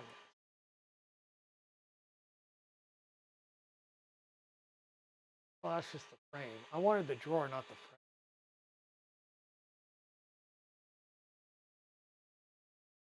Ugga dugga.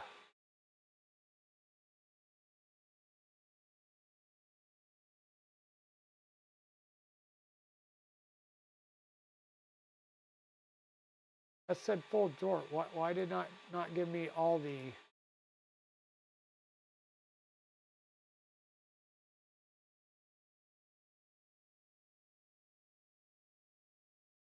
Why is that not coming up with everything, K2?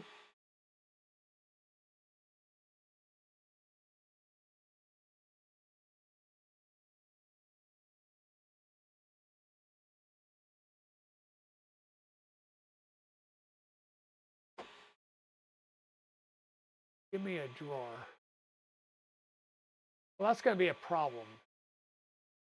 still not, I'm gonna have to go with something smaller.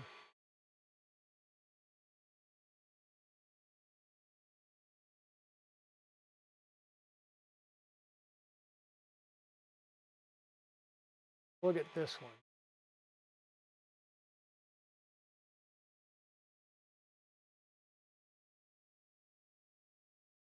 Seriously, what is going on?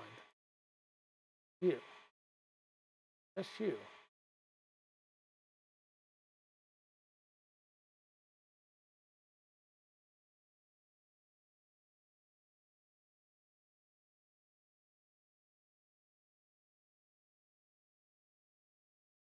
That's wrong.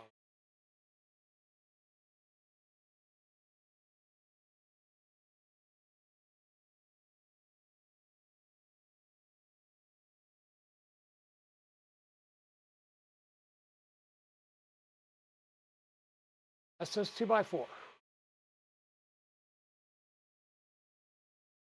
I want to download this. Why is it not letting me download? What am I doing wrong, Kevin?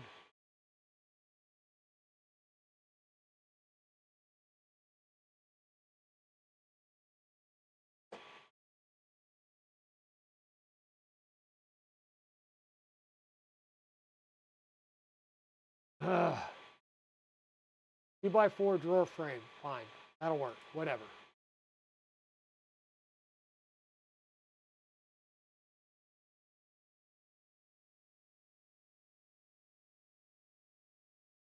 Yeah. Okay, whatever.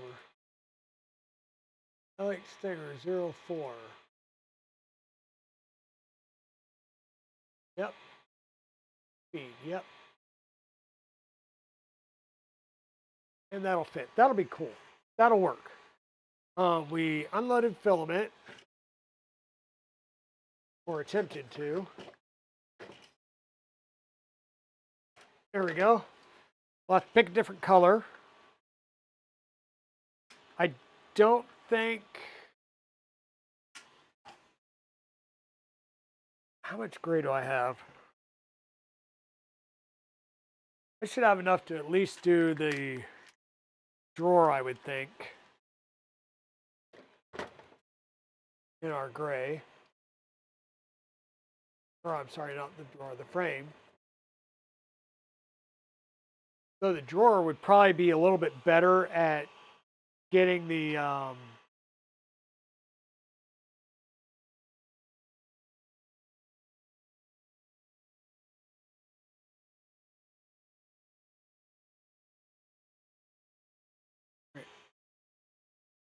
one thing I hate about this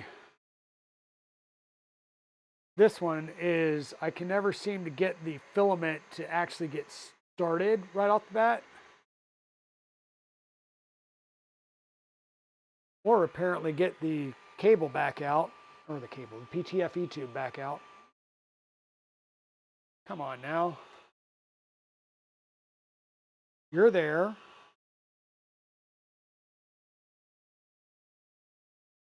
You're up there as far as possible. Load. You're not taking in filament.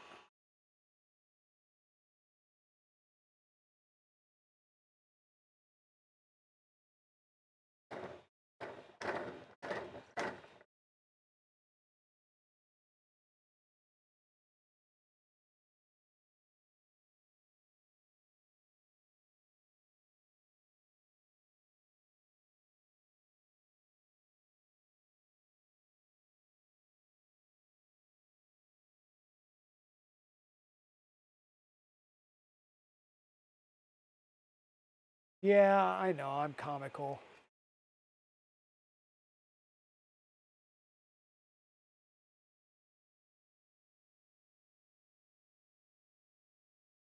Let's see, will that work now? Still no? Why are you...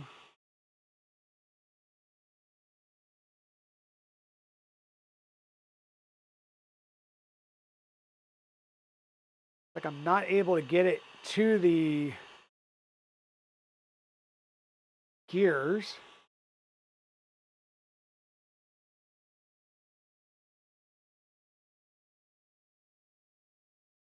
I can't even get the darn PTFE tube to come out.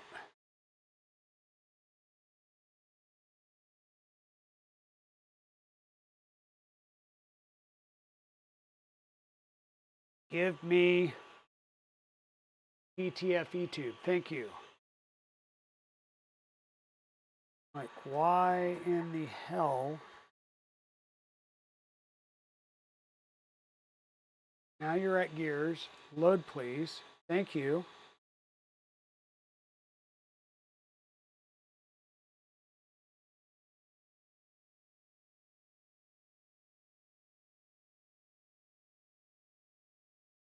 Okay.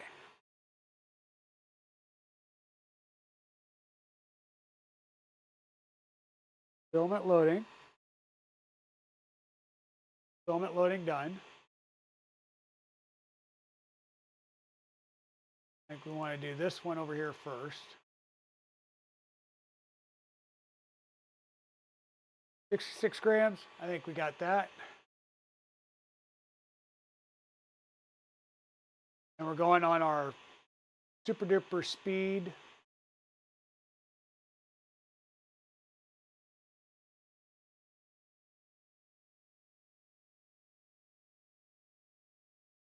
This says it's a 1 hour print, so we probably won't be here for the whole thing, but we'll get it started. And I just want to see as this thing starts to like kick up and get going.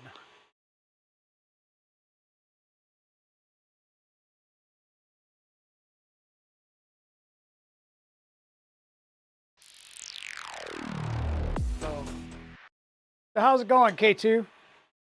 Like I said, I got these going. This is in filament 1. Filament 1 Premium PLA Pro Select. I can't find any more of this, which means I need to find a different gray that I can continue to print with, because I want to do the 4x6 XXL size as well. I need to find another gray. I need to find another gray.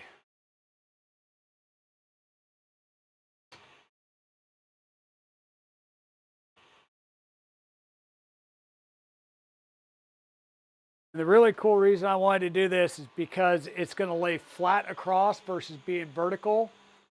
And we'll be able to really see it, hopefully kind of start cooking a little bit as far as speed goes. And who knows, maybe I'll knock it up a bit as well.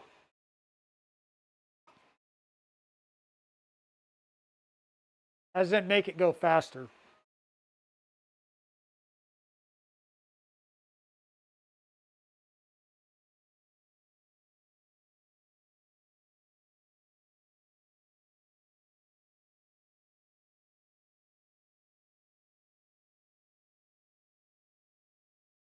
Yeah, I'll have to get some. That's what I was looking at. It was more of,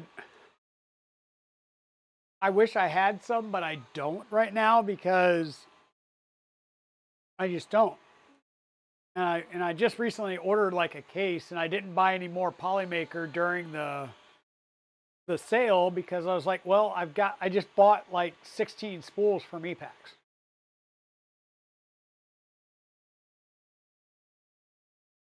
Miss Dragon gets too mad at me when we start getting just cases of filament showing up. But as I start to sell things, then she won't get mad at me.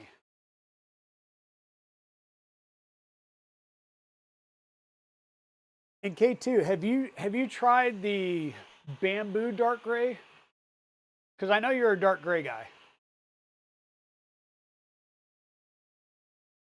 I just don't know if you looked at the actual bamboo.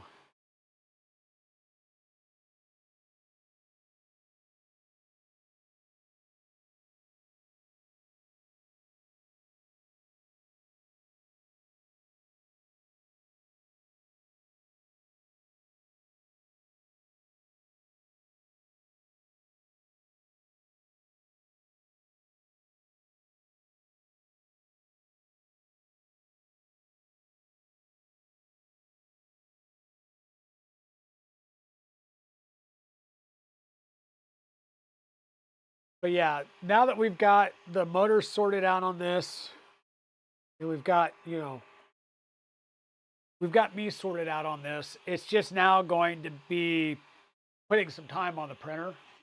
Um, I need to bring the 2.4 back off here, or back off from behind me, or actually, I'll leave this here for now. I need to work on the 2.4 on getting the box turtle ready and get that over, or get that ready to go over to EPAX. This will go behind me. Um, I plan on putting this one right here where the 2.4 is for a while. Whoop, right here. And we'll get that one over there and keep printing on it. Like I said, we've got a couple of other uh, uh, mods that are coming up for printers as far as getting some stuff modded up. The IDEX kit for the rat rig should be here Monday.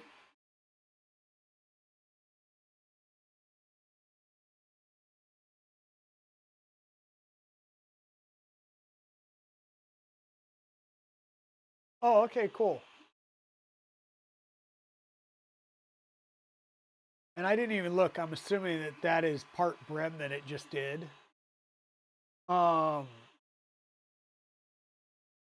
yeah, doing about 120 millimeters a second peak in the middle of the run there. So we'll see it kick up when it goes into the second layer.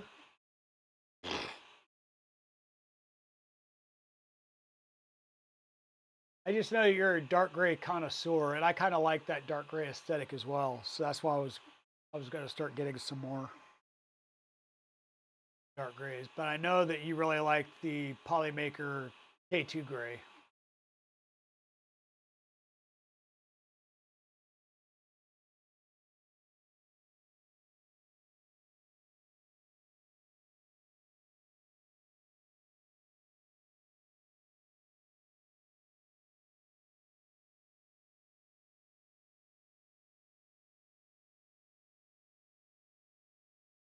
I can tell you overall, I mean, like right now it's pretty quiet, right? It's still printing at 80 to 120 millimeters a second, and it's pretty quiet. I just heard these fans kick on, and these right here are actually making less noise than my Voron 6020s do.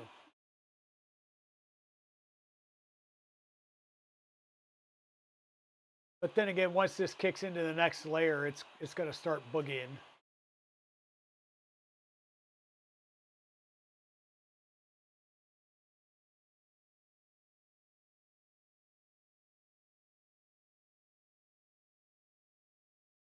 Gotcha.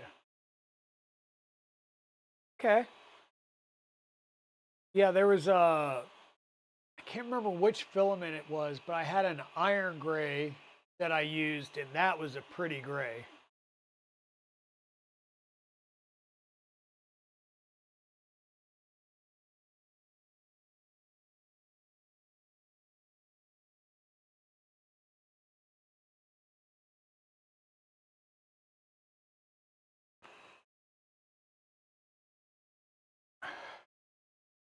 What do you guys think of that first layer going down?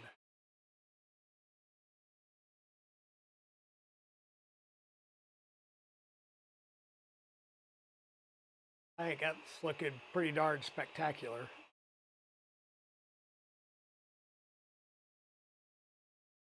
I got a little bit of a bubble here or there, but I think that could once again just be finger oils. That is looking nice and smooth.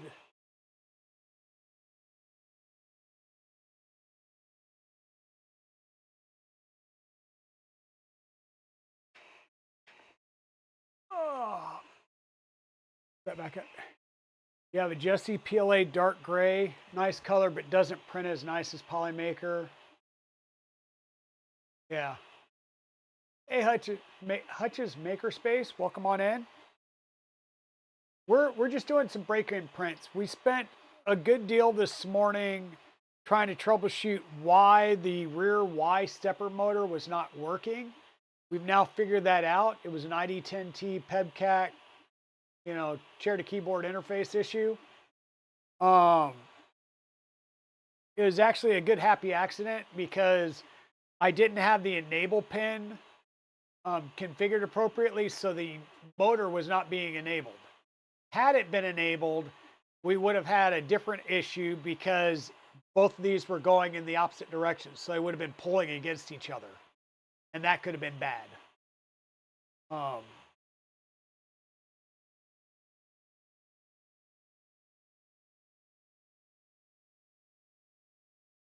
and done.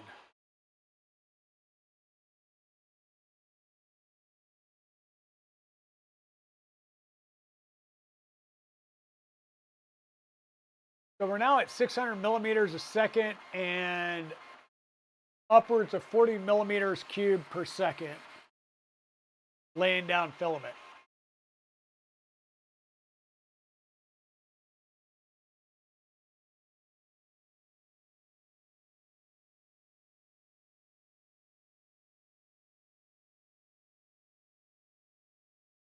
And besides this going crazy, right? Because that is going pretty crazy. Let's just watch the spool for a second here.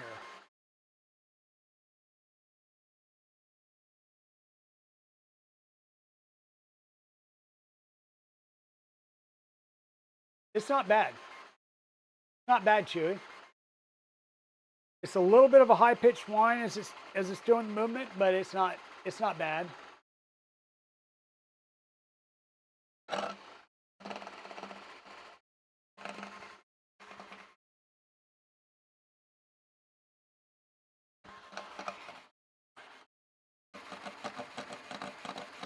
Okay, I am going to stop this.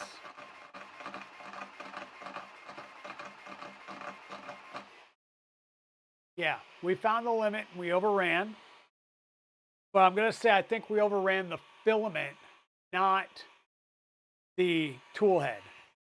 This is getting rough, but this is, I'm pretty sure we overran the filament.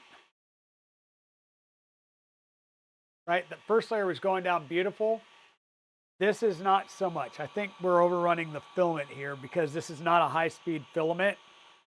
And we did slice it on the speed, right? We went for speed, not strength or detail, which once again is pushing a 600 millimeter speed. If we come in here on our, we come over here on Orca, and if we go more for, say, strength, our speeds are going to drop down to a max of 200. That's probably not bad. If we go to daily, 400, 250, that would probably work.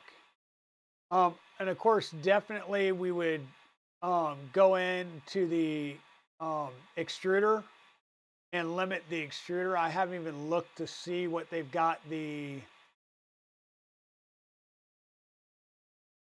max volume for the extruder set to.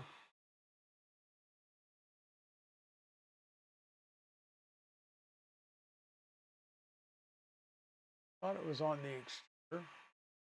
Not under the extruder.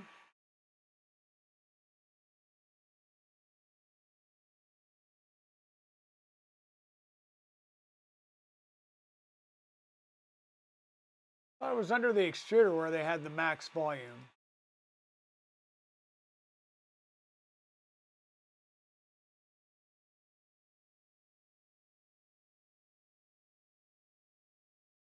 That's the extruder distance.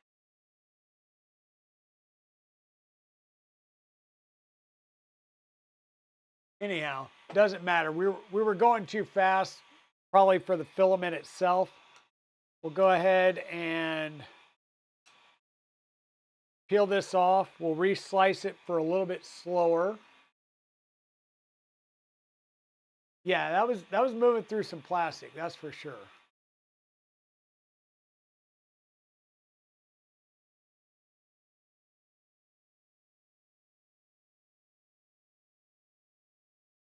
Yeah, we're set it daily. Actually, I want to go with the strength profile, which would drop it down to 200.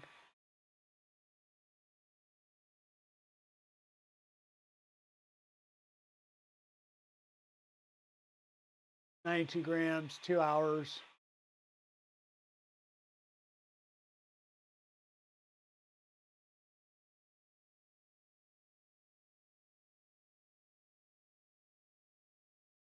Yeah, like I said, it was printing beautifully.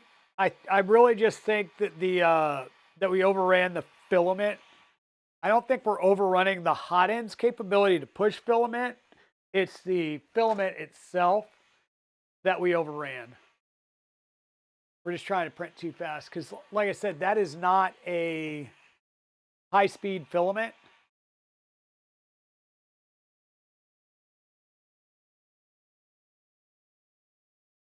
So,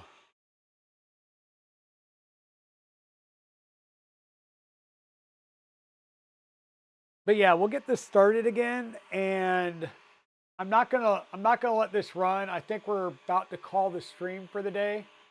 Um, we've been going almost 4 hours, and I will definitely post this when it's done so that everybody can see.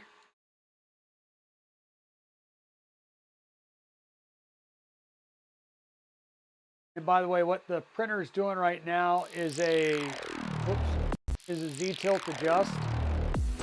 So it's getting the gantry aligned with the bed side to side. Then it does a home again, and then it goes through and does a bed mesh.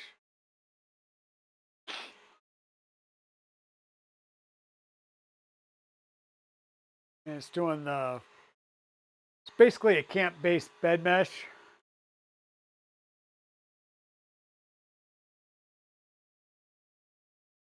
And I'll have to go out and get some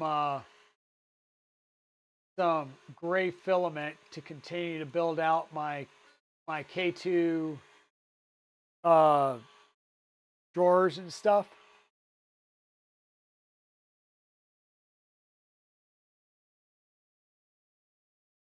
I'm just taking a quick gander to see who is online right now.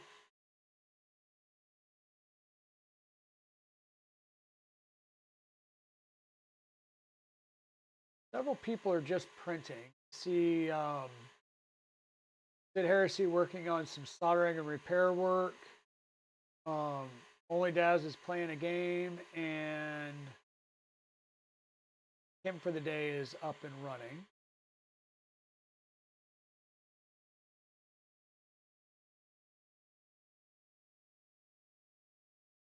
But I'm pretty sure this is going to be fine. I don't think we're going to overrun the hot end this time, going at the slower speeds.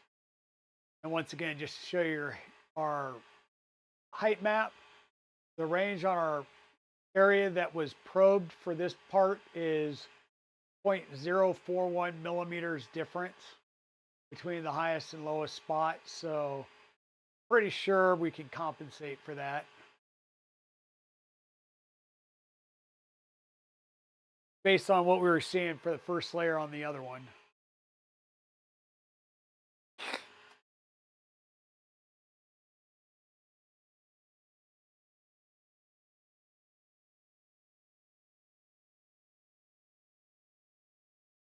But yeah, like I said, folks, I think we're going to go ahead and I'm just going to let this start printing or keep printing. I will, of course, take pictures of it and post it after it is done here. Thank you, everybody, for being here and enjoying some troubleshooting time with me. Once again, I think all the troubleshooting we did is still valuable information on how to go through and troubleshoot potential mechanical or electrical things with your build. Of course, always double check your configs and make sure that you didn't foobar a config before having to go through all that. But once again, still valuable and valid troubleshooting tips there on how to go through and determine if your wiring's good, if the motor is still good and responsive, You know, how do you uh, determine, is it a wiring issue? Is it a stepper driver issue? Is it a stepper motor issue? Or could it be something wrong with the board? And then last but not least, there has been known that there is a position or a motor, you know, a stepper position on a board fail. But as soon as you try three and all three of them are giving you that same indication, step back, deep breath, bring some configs up side by side and see if you didn't foobar something in a config. Because the chances of three motor ports on a board going bad, pretty slim to none, right? So without seeing any magic smoke, and we've never had magic smoke on this build. That's good too. But thank you everybody for being here. Um, yeah, you just got to work through the issues. And if you start getting frustrated, stop, walk away, do something else, come back later with a fresh, you know, fresh head on your shoulders and working. And thank you, K2. You have a great weekend as well. Like I said, I'm going to go get some more Polymaker Gray on order. Hopefully Amazon can get it here quickly. And I'm going to continue to work on printing some of this stuff out and getting, you know, redoing some stuff on my desk. So thanks a lot, everybody. I'm going to go ahead and bounce over to Sid Heresy. Hold on.